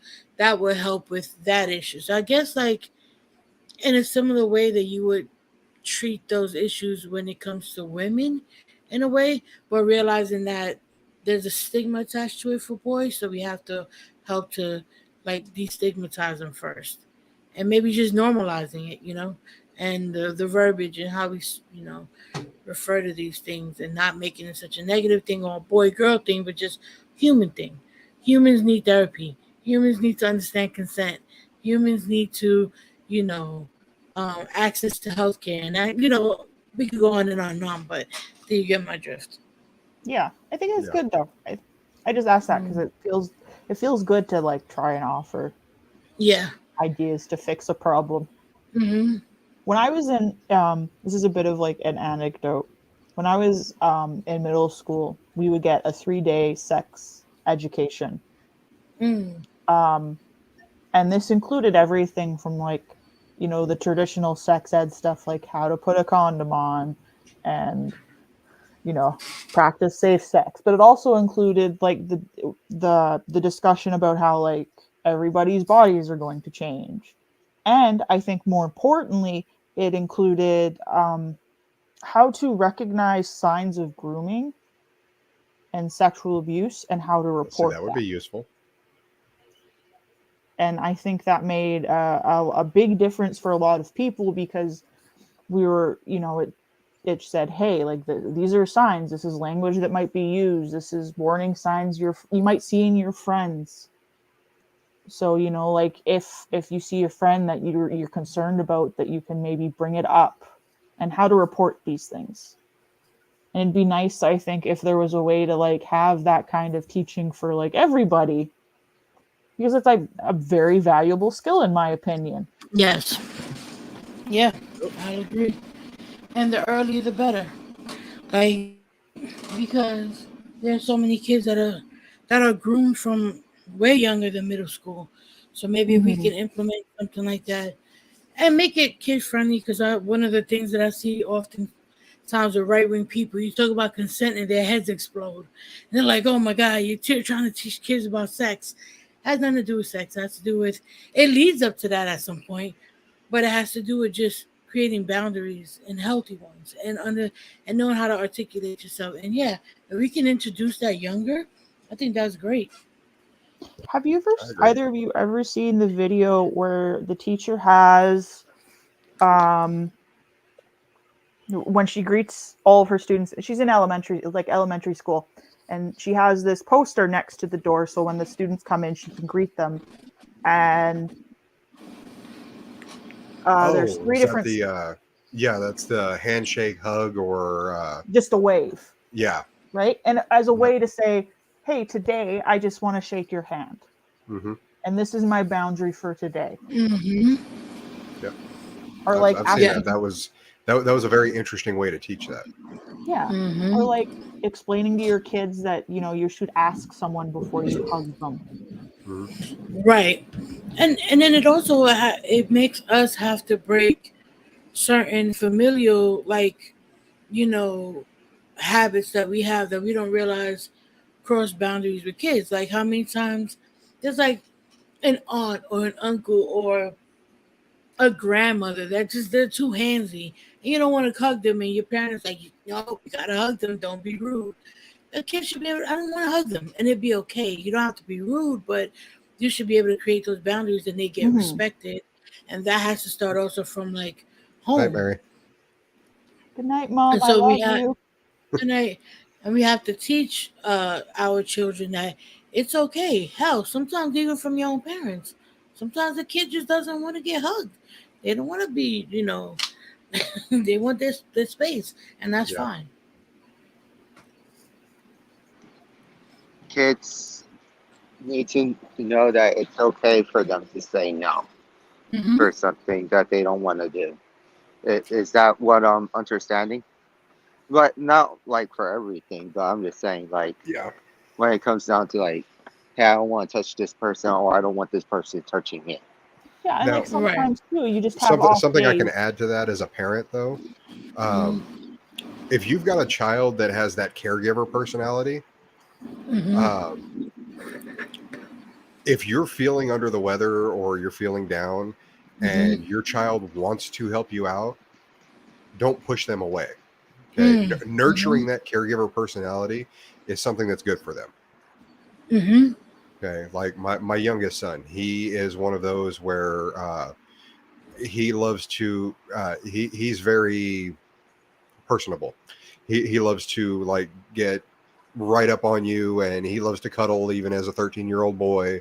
And it's, there are days when I can barely make it out of bed because my depression's so bad, and he will jump right in there and Dad, are you okay? Do you need? And it was like, yeah, I'm having issues, and he'll jump into bed and cuddle with me just because he knows that's like a soothing thing. And that's something you don't want to like. The toxically masculine men is, it'd be like, fuck you, get the hell out of here. But no, that's not something that you should do. Your son knows that comforting people is a good thing, and that's not something you should take away from him. Yeah, I'd agree with you on that. Yeah, and being able to recognize that, hey,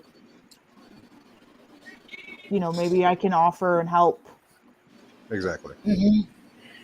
Yeah, my son is very like, he'll ask me, am I okay, a million times in a day.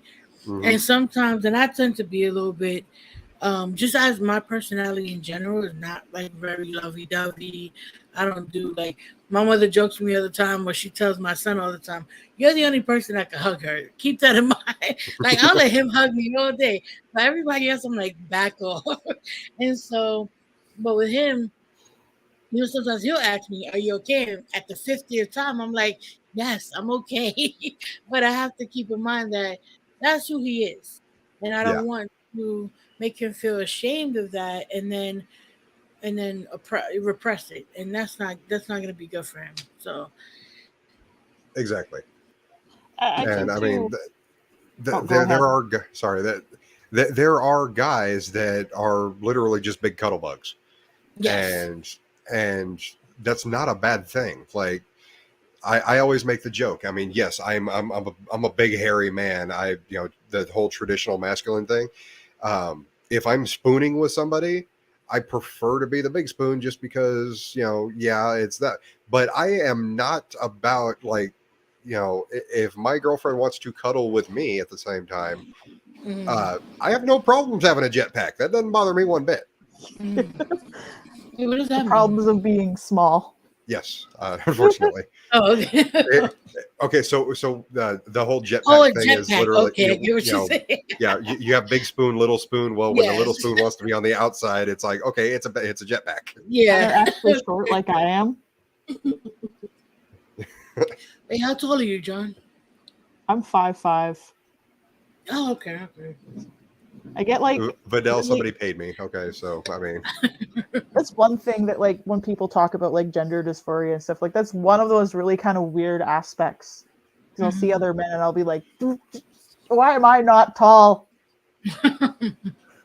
This is terrible. and that's definitely one issue right there, especially in like the dating world. I mean, like, I'm sorry, the dating apps for one, right there, out the window. They're like 80% of the users are men. The women tend to get bombarded, and then they just get fed up with it because Yeah. the guys are idiots. I think the actual statistic on that is like 0.06% success rate. Whoa. And it's like, are you fucking kidding? I Really? mean, and I've actually seen women on these dating apps, and they just like power swipe left. They just, not even looking at bios or anything like that. And they'll swipe through 50 guys in one shot. And it's I mean, and that's the thing is especially with dating apps, is they set you, Vidal, it's on the banner at the bottom. That's what I do. But they'll set you up for failure because dating apps are businesses. If they get a success, they lose 2 customers. Okay. Right. So what they do is they literally trigger that dopamine reaction you get from that success, and then they try to hold you there and literally just keep you in the void. And it's it's actually something that the MGTOW community does bring up about how dating apps are shit. And it's like, okay, when you actually look at the facts on that, they're right.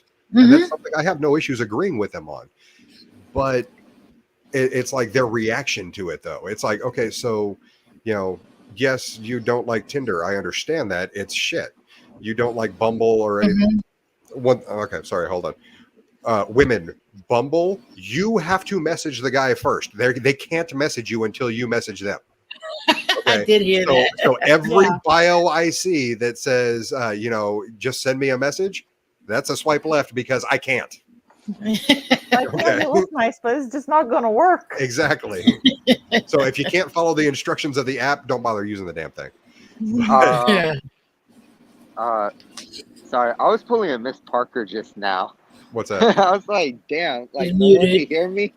And then I looked down at the phone. I'm like, oh, okay, never mind.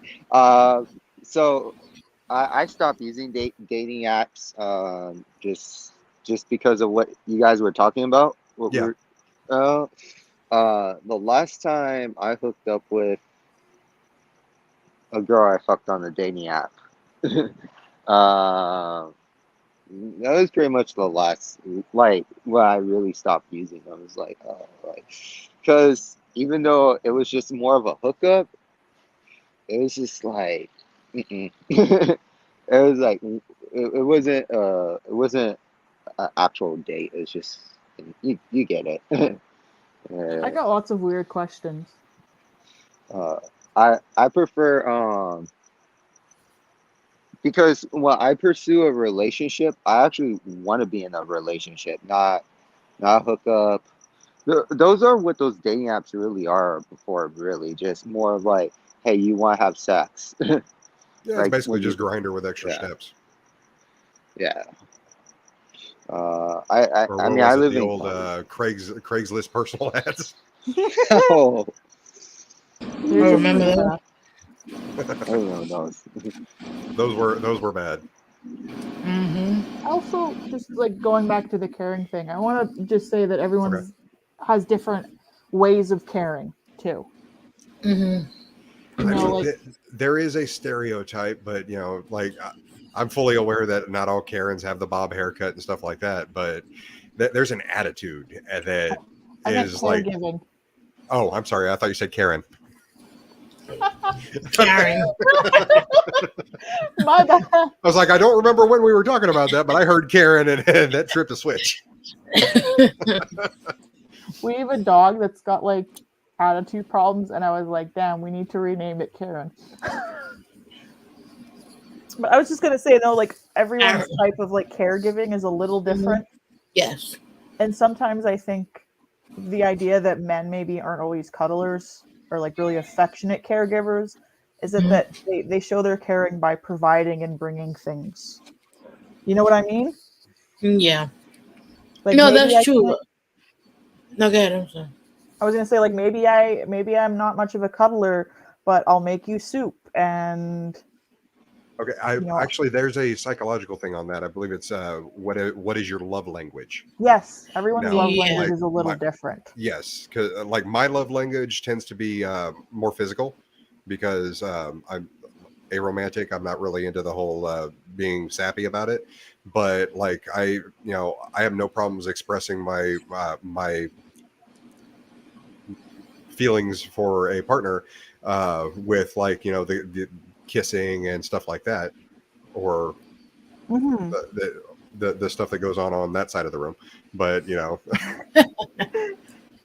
Yeah, I'd agree. I'm more of a service type of person. Like that's why although people in my life will give me shit about how um you know affection list I am, they know that I'm the type of person. Well, if you need something, I'll pay somebody to do it for you, or I'll get it for you if you know. That's the way I show my love. But I'm not necessarily going to be hugging all over you and that type of thing. That's not it. And I think understanding that about people, or also helps. But if specifically going back to the men thing, when you're like having boys and they're expressing emotions in a way that like from a societal standpoint is not necessarily accepted, I think we have to as a society make a concerted effort to nurture that Mm-hmm. and embrace it and like help to encourage it, because for Absolutely. girls it's encouraged. You could be either or for girls. Like I think now there's like this whole red pill thing is trying to take women back to this antiquated place where we're not valuable if we're not pregnant, barefoot, wanting to be the housewife. But I think for the most part women are accepted both roles. Whereas men, we still got some work to do there. Mm-hmm. yeah. I agree. And it's like, yeah, like I physical intimacy just because I have gender dysphoria and stuff Mm-hmm. sometimes is really difficult for me to do. That makes And sense. and so my love language is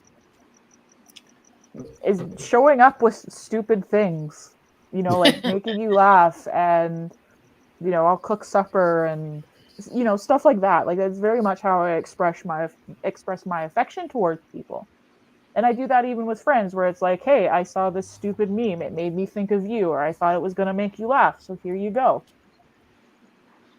Um, Okay, so hang on just a second. Lubis, the last time I checked, only one of us has a green child. green shot. What? Are we talking about Kermit? Oh no. No, I'm just talking about baby Jules. Oh. Gonna say Yoshi. Okay. So. Okay. So with me, the way I show my affection is that I'm kind of a little bit of both. I actually like cuddling. I don't get to do it a whole lot, but I enjoy it when I get to do it. Like, like if you don't want to have sex, if we're just want to cuddle, like yeah, let's go. Like I'm down for that. I, I really enjoy cuddling. Um, but also uh, like just to show generosity, like, hey, do you want something? Like, can I help you with something? Like, it just depends on the relationship. Mm-hmm. Uh, uh, the person that I'm dating, I was asking her if she wanted, because I'm gonna see her tomorrow. So she knows about my activities of clubbing. So Okay. so there's no Well, secret there. But I was going to say the last time you described it, you had a fairly healthy relationship. yeah, no, yeah, no. I'm saying she knows about my activities of clubbing. There's no Mm-hmm. secret there. Yeah. No, no, I'm gonna see her tomorrow. But I was offering, like, I was like, hey, do you? Because I was at this, like, I talked to her earlier today. I was like, hey, like, because she hasn't gone back to work yet. But I was like, I'm at the store. I'm like, you want me to, like, I could, like, because I'm gonna see her tomorrow. I'm like, I could grab you something and bring it to you for the baby. I'm like, I was just offering my thing. But uh, even if that wasn't a thing, like, I'll still offer to, well, mostly get flowers or chocolate. uh, uh, Lubis, I can't really relate. I was getting a lot more than boob in high school. I was a high nightmare in school. high school. So high school, my first year of high school, the the year that I was in a place called RTC. What Lola was, before she was discovered, Yeah. was talking about the community about that she used to be in. No, I was in one of those places. Uh, yeah, high school for me, the I was about to was a say, depressing let's time. just go ahead and say that my high school now has security cameras in certain places because of my little activities. So So wait a minute. So you were so bad that they had to put security cameras in the high school because of you. We had the police at my high school like every other day. oh, we actually had a campus cop, but it was just there were certain areas of the let's say the third floor that the cameras didn't hit, and I knew about them. So There you during go, school, people. If you went to Carnivorous Apes High School, you could blame him and thank him for those cameras. If you know, you know. I was about to Yeah, say, of you the know. 15 people that watch me, I doubt any of them are even in Oklahoma, much less went to my high school. Mhm. Someone's gonna come across this video. It's like, oh, it was his fault. It was Mr. Bravo's fault. We're gonna have to find him, pitchforks and all. Yeah. It's So actually would a it good make thing it? that the people I went to high school with don't know where I live out here. Would it make a difference if I said I was shirtless too? But I'm afraid to go on camera. I'm a man, but I cannot be shirtless on camera because YouTube would still get upset. Yeah. So YouTube sucks. See, I'm shirtless. Yeah, I see it. Likes to brag about that six-pack of his. I mean, it looks like he works hard to maintain it. Yeah. So. Oh, I'm not going to knock that. I mean, unfortunately, I'm a truck driver. I carry my spare tire with me everywhere. So.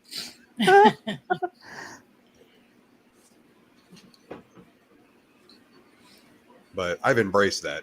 That's like with Miss Parker. She was talking about earlier about the one guy that said nobody's attracted to bigger guys.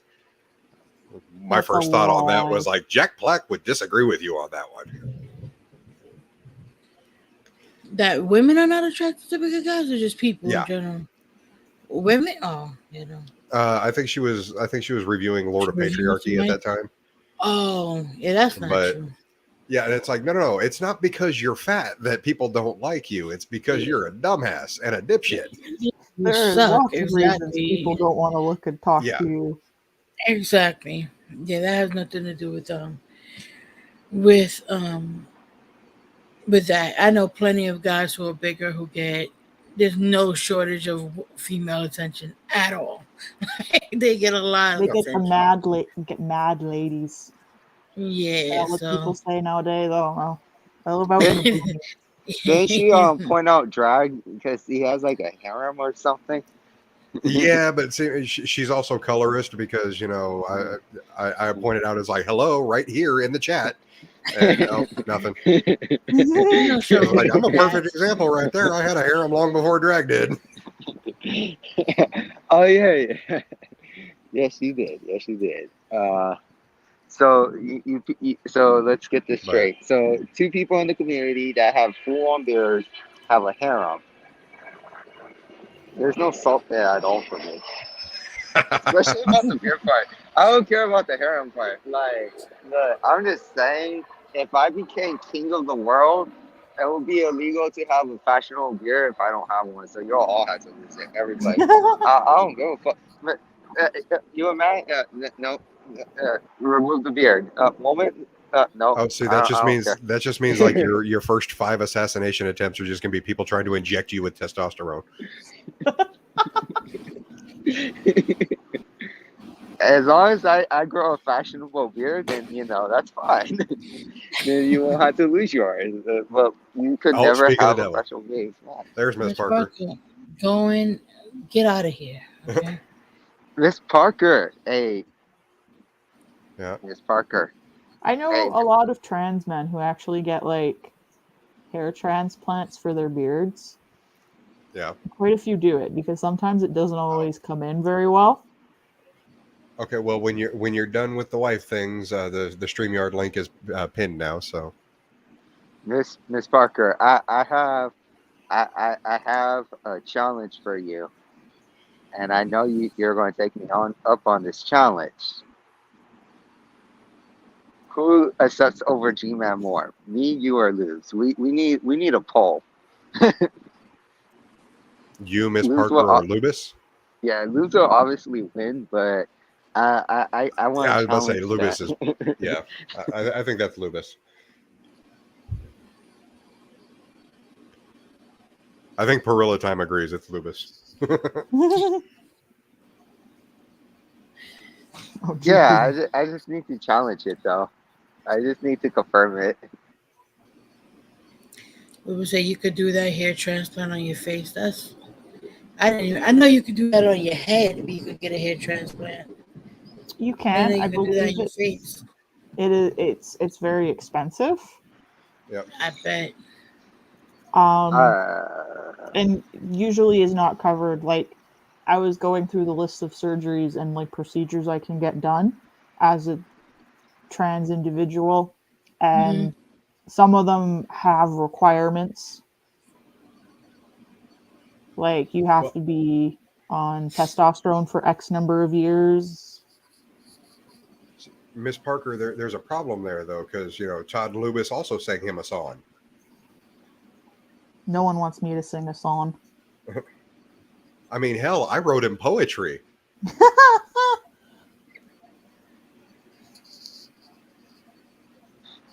So G-Man said, sorry.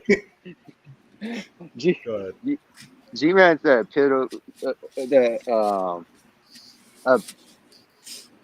oh crap, I can't think of the word.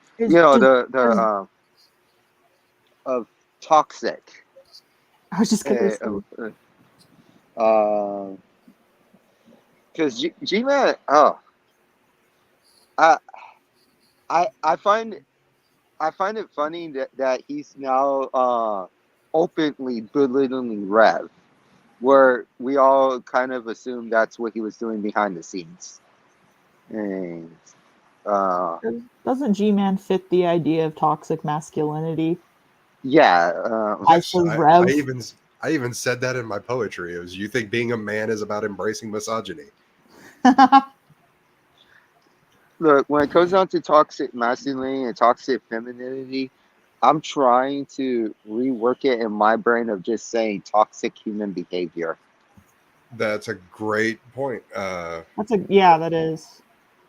Because somebody send that to me. I guess it was an Instagram post. It was characteristics of a toxic person. Just to answer the Lubis's question really quickly, the hormone therapy does cause hair growth, but it doesn't necessarily cause the same amount of hair growth as it does in others. So it's like kind of an individual basis. And I'm guessing because I am naturally a hairy person that I'm going to develop relatively full facial hair. I hope. I'm going to be so disappointed if I don't. I definitely hope for the best on that one, because there's like, see, I might cry if it doesn't. like I said, that's kind of the issue. Is I can go a week without shaving and look like this and be just fine. I've seen a lot of people though, they go a week without shaving and it looks like utter crap. The other interesting thing is like all the men on my dad's side of the family, like if they're blonde, they actually have red beards. That's actually fairly common. So I'm curious if my beard is going to be red. I actually had a buddy in high school. He was blonde, but his beard was just like fire red. That's weird. It's a genetic thing. Like there's a gene that causes it. So it's the same gene that Nuka Zeus likes to use. It's the MC1R mutation or whatever. So they're half ginger. You know, like South Park ginger. Oh no. I don't know. No, you said you got to leave. Yeah, I gotta hop off. I gotta get up early in the morning. Sorry, y'all. Thank you for having me. It was nice having you here for the conversation, Nova. I definitely appreciate your input. Yep. Hope to do it again soon, please. It felt. And remember, like the stream. She's not allowed to say it anymore. Like the stream. Thank you, Nick James. No, you can't say it. You can't say it. It's a creep. Oh, now Nova's creeping on everyone. Exactly. Have a good night, y'all. Take care.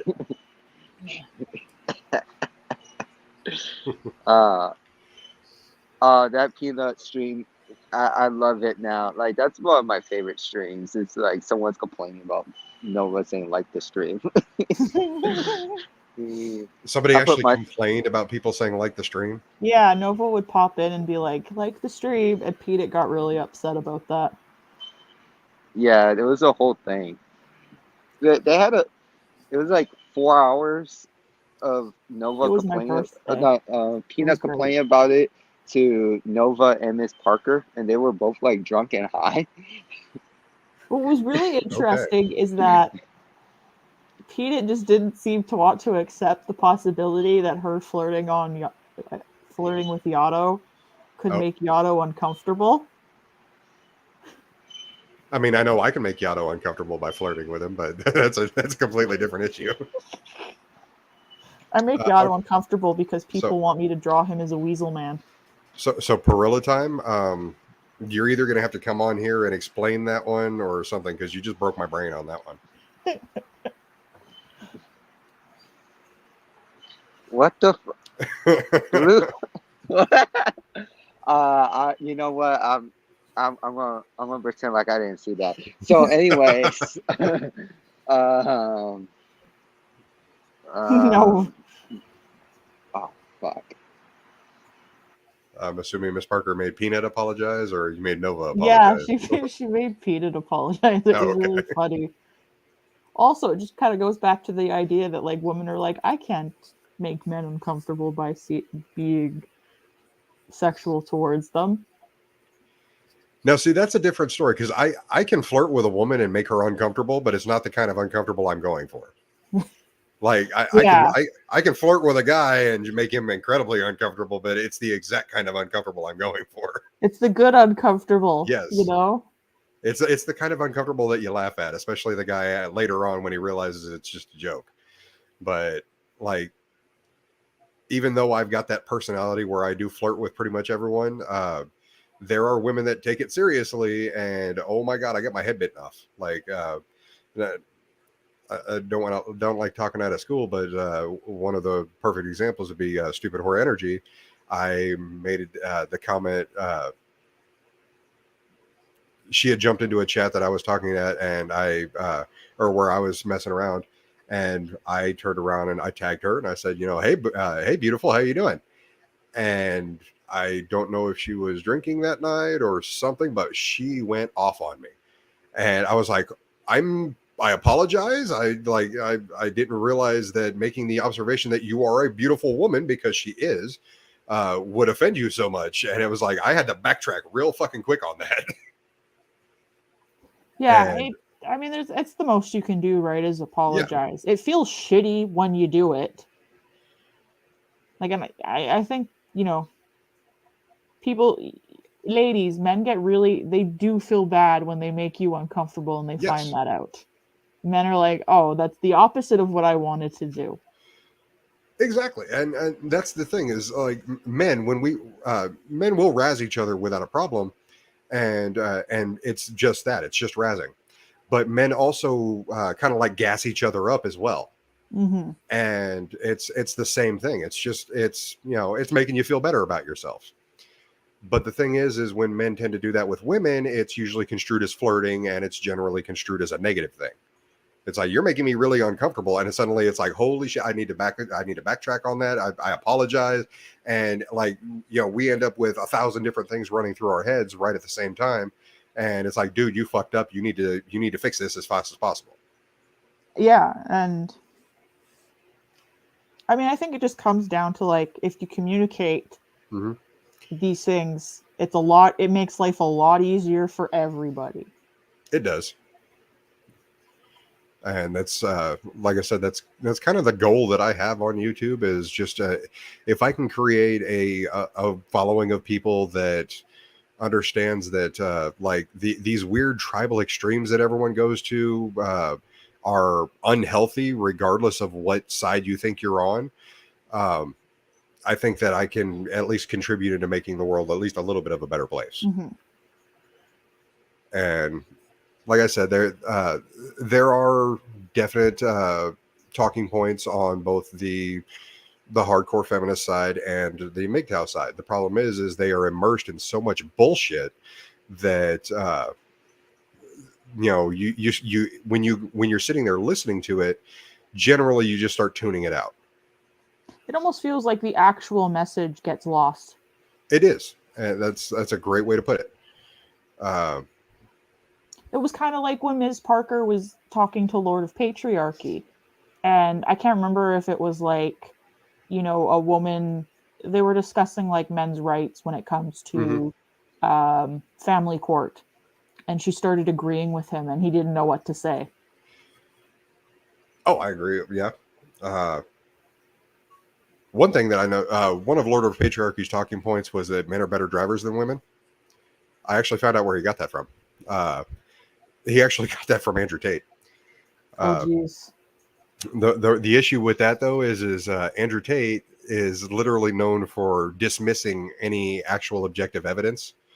Where when you look at the objective evidence for scientific studies and like these statistics that insurance companies use, which are generally unbiased and factual, the reason why men get charged more for insurance and stuff like that is because men tend to be more aggressive drivers. We do have more accidents per 100,000 miles than women do.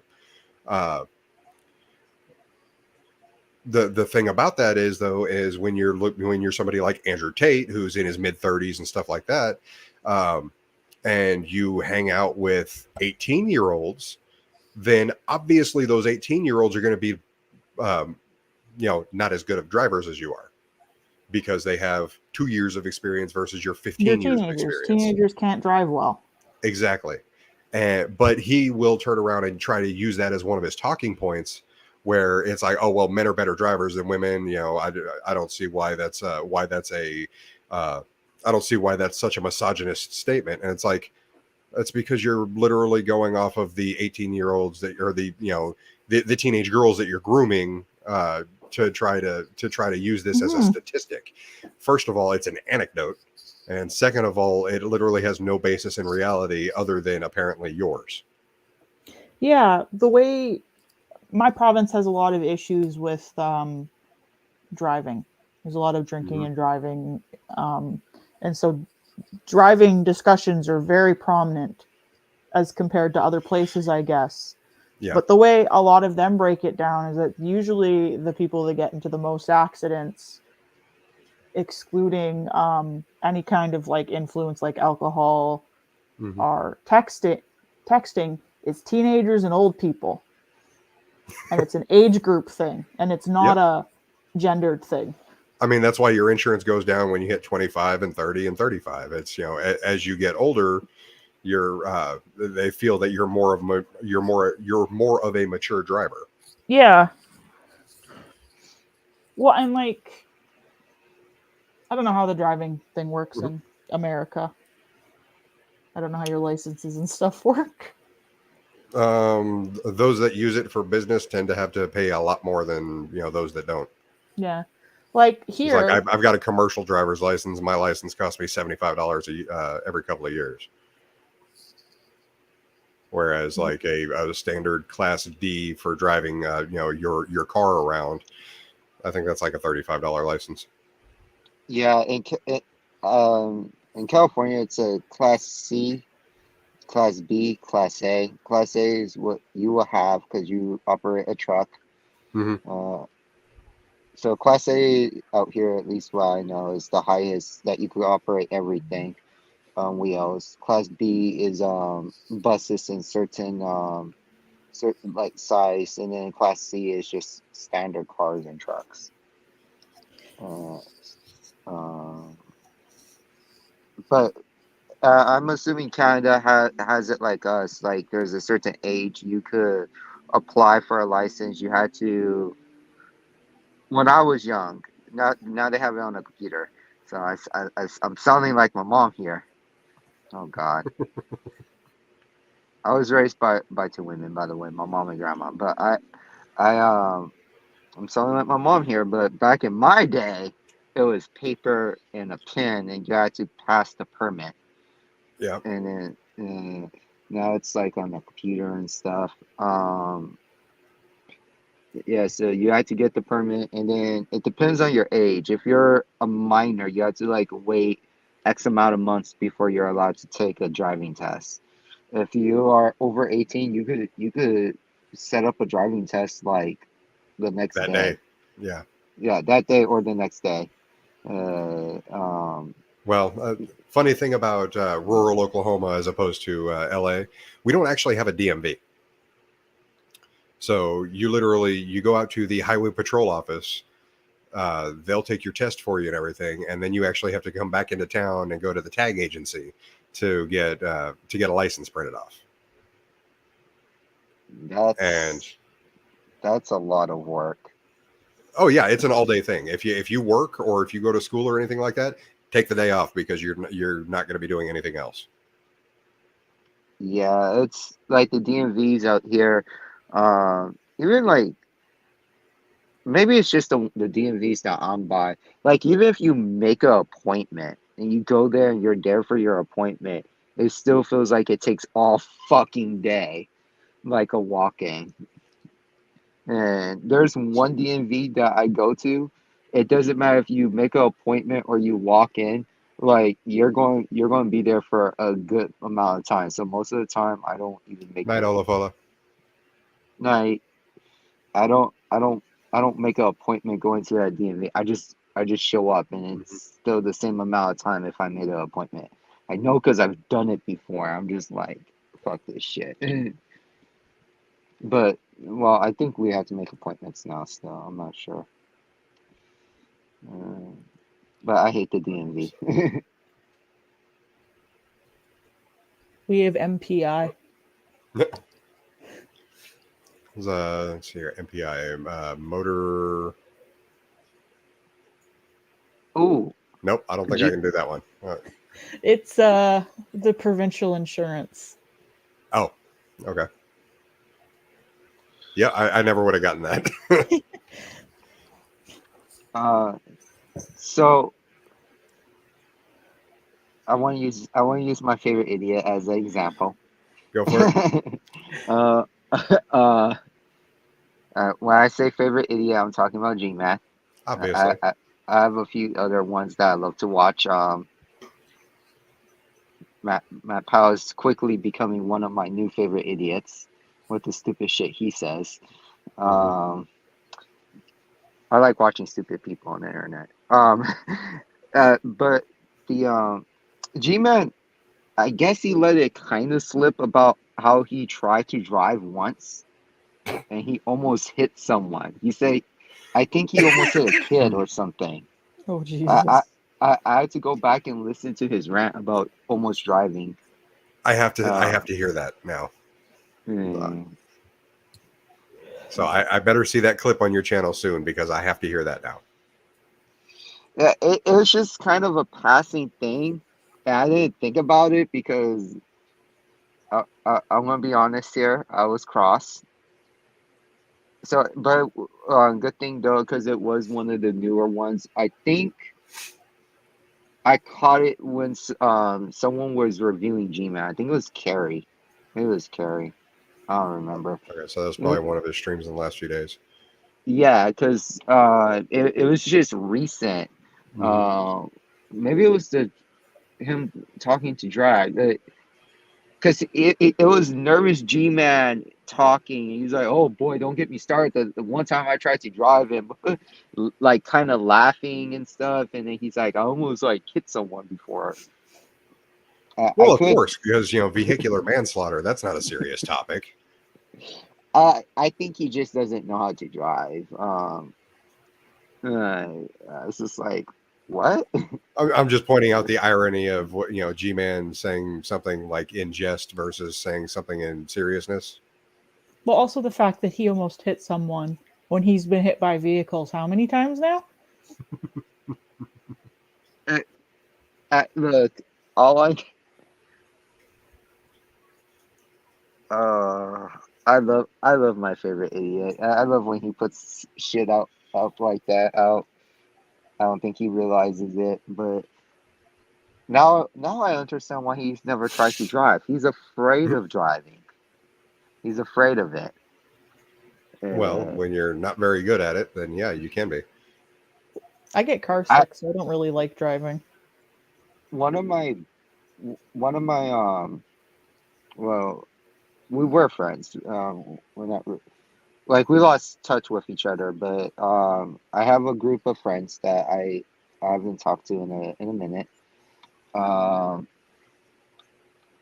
Not for any toxic reasons. It's just people get people move and stuff, and we lose contact with each other. So one of my friends, she doesn't drive.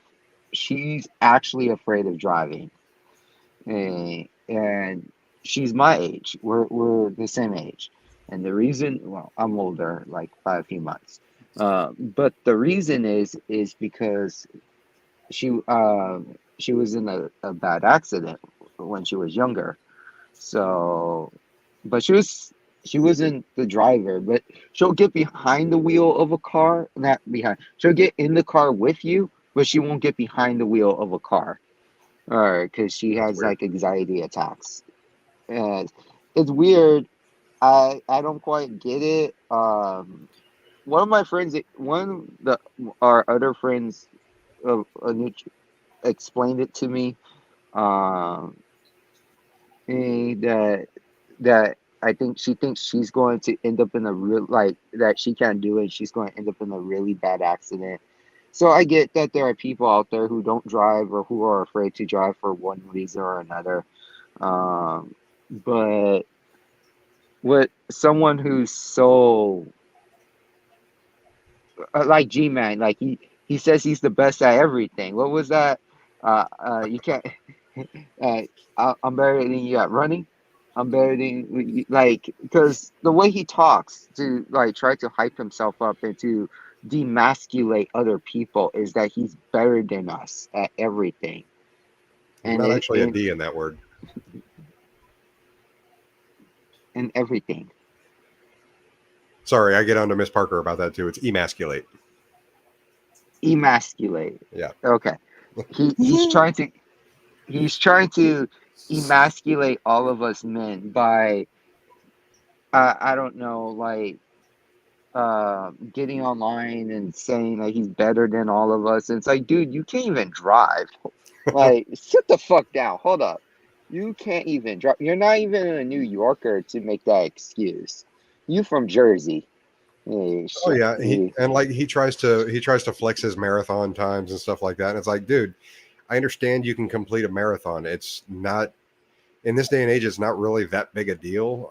And on top of that, I could do the same thing. I've done it before while carrying an 80-pound sack.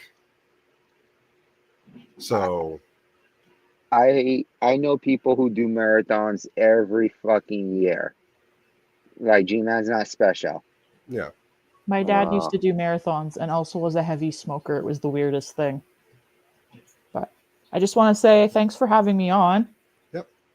And I hope everyone has an awesome night and a good rest of their weekend. And happy Canadian Thanksgiving to everybody.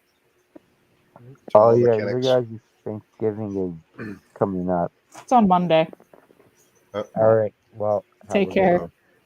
Yeah, I think this is a decent spot to go ahead and lay off. I'm gonna drop you out of here, but I'm gonna do a couple of minutes of my usual preaching before I log off. So, all right, preach to the choir, Carmen. Oh, yeah. I'll let.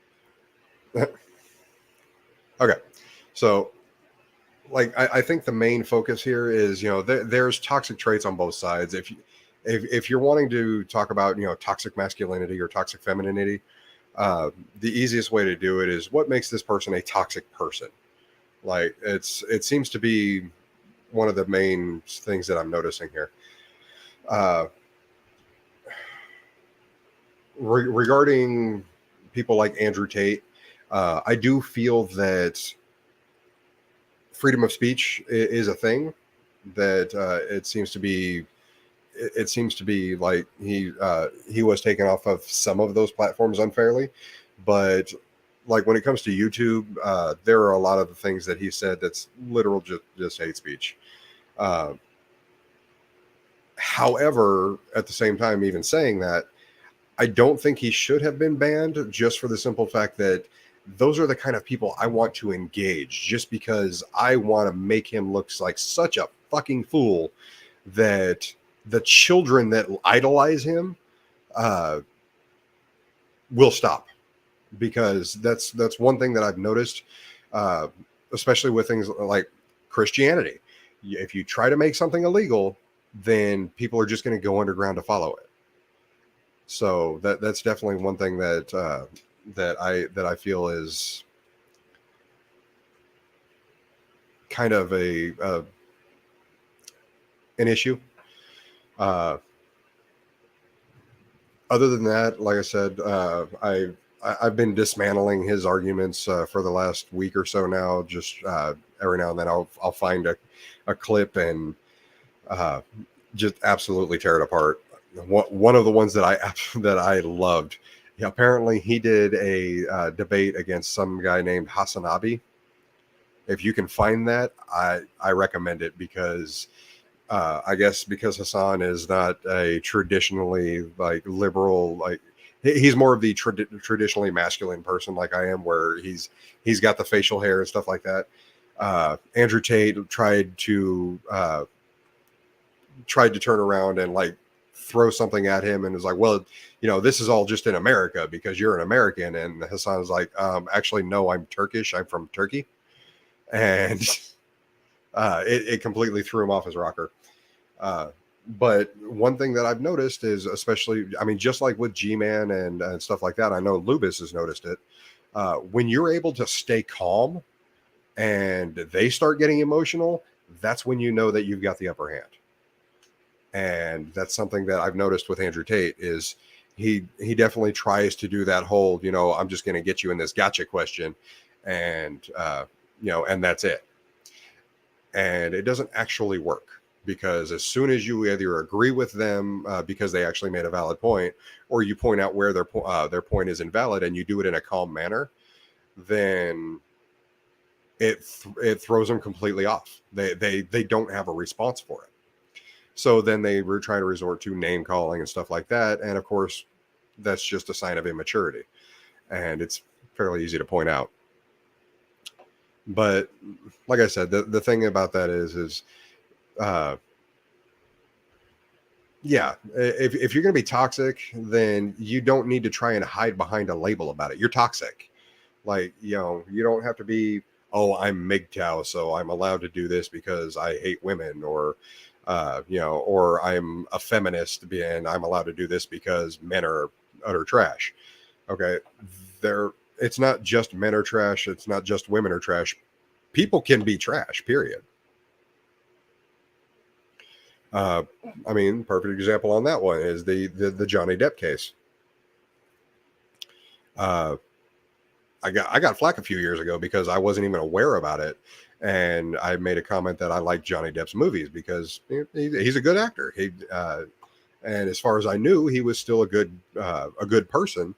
One of the things that I had run across was an article about how on the last Pirates movie that he was in, they were filming down in New Zealand, and the studio did not get a budget for warm weather gear for the people that were, basically working on the ships and everything like that. They were out there working in the spray and stuff like that. And all of a sudden Johnny Depp decided, is like, you know what, fine. He spent $100,000 for like some major warm weather gear, that like waterproof jackets and stuff like that for the entire crew. And it was like, see, that right, that's what makes an actor a good person as well as being a good actor. And I got flack for it. It was like, well, he abused his wife, right? And I was like, I wasn't aware of that. I mean, that's not something that I follow because I'm not really big on pop culture. But then, of course, this trial came around, and it was like, okay, well, I got flack for this a few years ago. I started watching it, and I was amazed at like how many shit hoops that he had to jump through just to get his reputation back. Versus Amber Heard and her fuckery. Even after the sentence was dropped, she turned around and was like, "Oh, well, this is a hit to feminism anywhere or everywhere." And I was like, "No, if you're a trash person, you're a trash person. There's like this had nothing to do with feminism. This was you literally trying to hijack a movement for your own purposes." And like, because I guess she was trying to deal with the whole Me Too thing, and it's backfired on her spectacularly. But it's definitely one of those situations where I think that a lot of the like celebrity trials and stuff, those do need to be published a lot more publicly like that. Just because just going from the trial for that day versus the narrative that the media was trying to spin on it, it made so much like GQ, the magazine. They had so much to say that was like in support of Amber, but then you go back and look at the trial for that day, and it's like, were we watching the same trial? Because he made her witnesses look like fools. I mean, his legal team was amazing. Her legal team was, I guess, doing what they can with what they had, but it was still garbage. And like, there's really no way you can spin that as being, the stuff that the magazines were trying to form it as. Oh shit! Hey, Carrie. Well, I mean, you caught me closing up, but yeah, it's. I was amazed it took us almost 2 hours to get through an 18-minute video, but so I'm definitely going to be working on that one. But yeah, I mean, like I said, just if you're toxic, don't try and hide behind a label. It doesn't work that way. I know we didn't really get through a whole lot of. There was a couple of things that I wanted to get through, but that we kind of missed. One thing that I've noticed about like what separates femininity from masculinity in general, you go all the way back through history, and like masculinity in ancient Greece, they would look at us and wonder what the fuck we're doing, because back then a masculine man would have his wife, but then for that emotional support and stuff like that he needed, generally that 35, 40-year-old man would take on a like 20-year-old essentially partner that he would use for emotional and pleasurable gratification. And that was still incredibly masculine back then. Whereas then you get the, Christianity kind of comes in and hijacks what masculinity is. And then we end up with chivalry and everything like that. And then nowadays we have this weird amalgamation where you can be masculine, but you don't want to be too masculine, because then you're going to start creeping out women, or you're going to be, it's going to turn toxic. So like, I do believe that toxic masculinity is kind of overblown. There's a few things in there that aren't toxic that some people claim is. And I mean, that's just that, once again, that is coming from my specific point of view. Like I said, I've literally had somebody call me toxic for growing too much of a beard, and it's like that's just kind of stupid. Like there's nothing toxic about a physical trait. I mean, if I had like some weird hair pattern on my chest or something that grew in and it looked like a swastika, you damn right I'm going to be wearing a shirt for the rest of my life. But like, you know, pointing out somebody's facial hair, that's just dumb. But yeah, like I said, I really want to have more of these conversations. I'm enjoying my time with the cows, but at the same time, like I can use those for reference more than anything. I really want to deal with,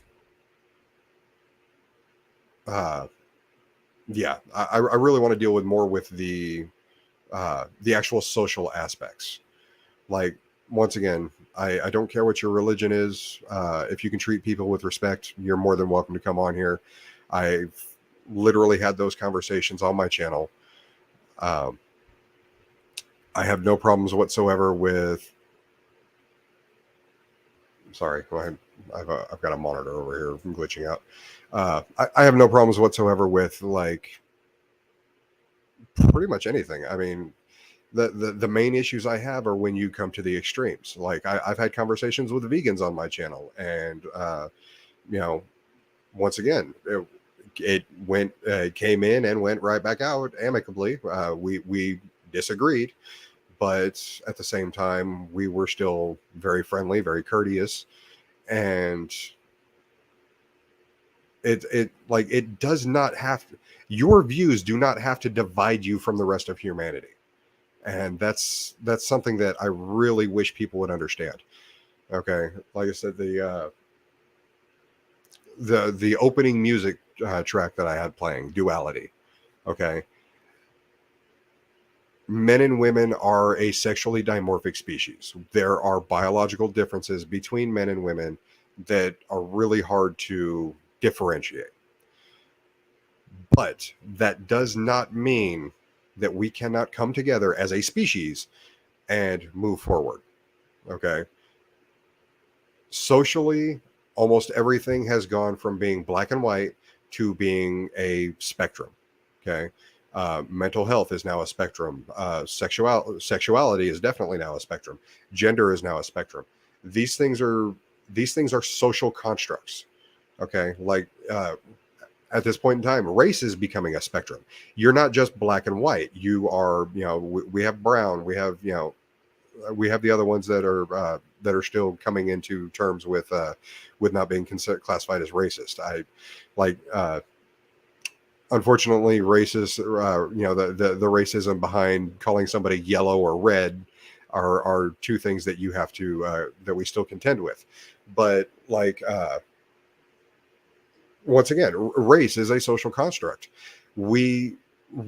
Just because you are a black man does not mean that you stop being a human. Okay. Just because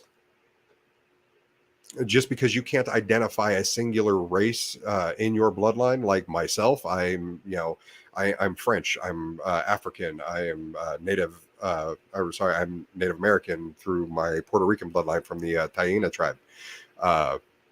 All of these things, that's what makes me, that's what makes up my blood or my ancestry. But at the same time, I am still human. That never stops. And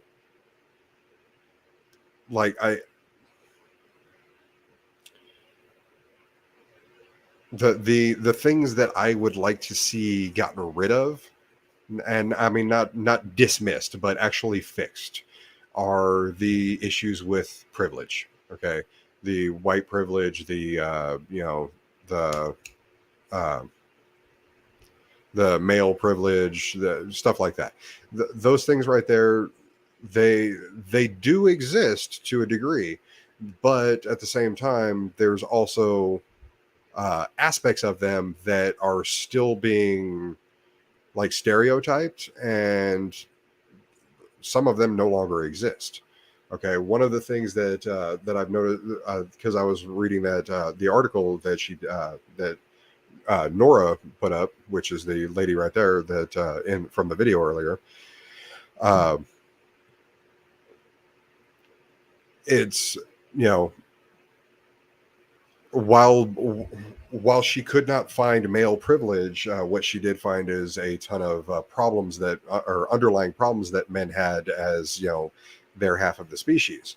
You know, men make up 80% of suicides. The reason for that is, you know, when you look at the statistics, what's, like I said earlier, women have more attempted suicides than men, but men have more successful suicides than women by far. And the reason for that is because of that male mentality where efficiency is kind of a thing, where men are, once we hit that breaking point, we're more likely to just make sure that the method that we're using is incredibly efficient. But men have 80% of suicides are men. The majority of homeless people are men. The you know, the wage gap, they're like, we do have there is a disparity in the wages. It's not so much that's not so much a masculinity or femininity thing. I think that is more of a of an issue with capitalism, actually, because men are more stubborn, whereas we are willing to fight for that larger wage in the interview process. There's there I mean, there is that disparity that you can talk about, but also men do take the deadlier jobs, or the more dangerous jobs, at least. Men make up what is it, 90 to 95, not exact on that statistic, but it's like 90 to 95% of workplace fatalities. And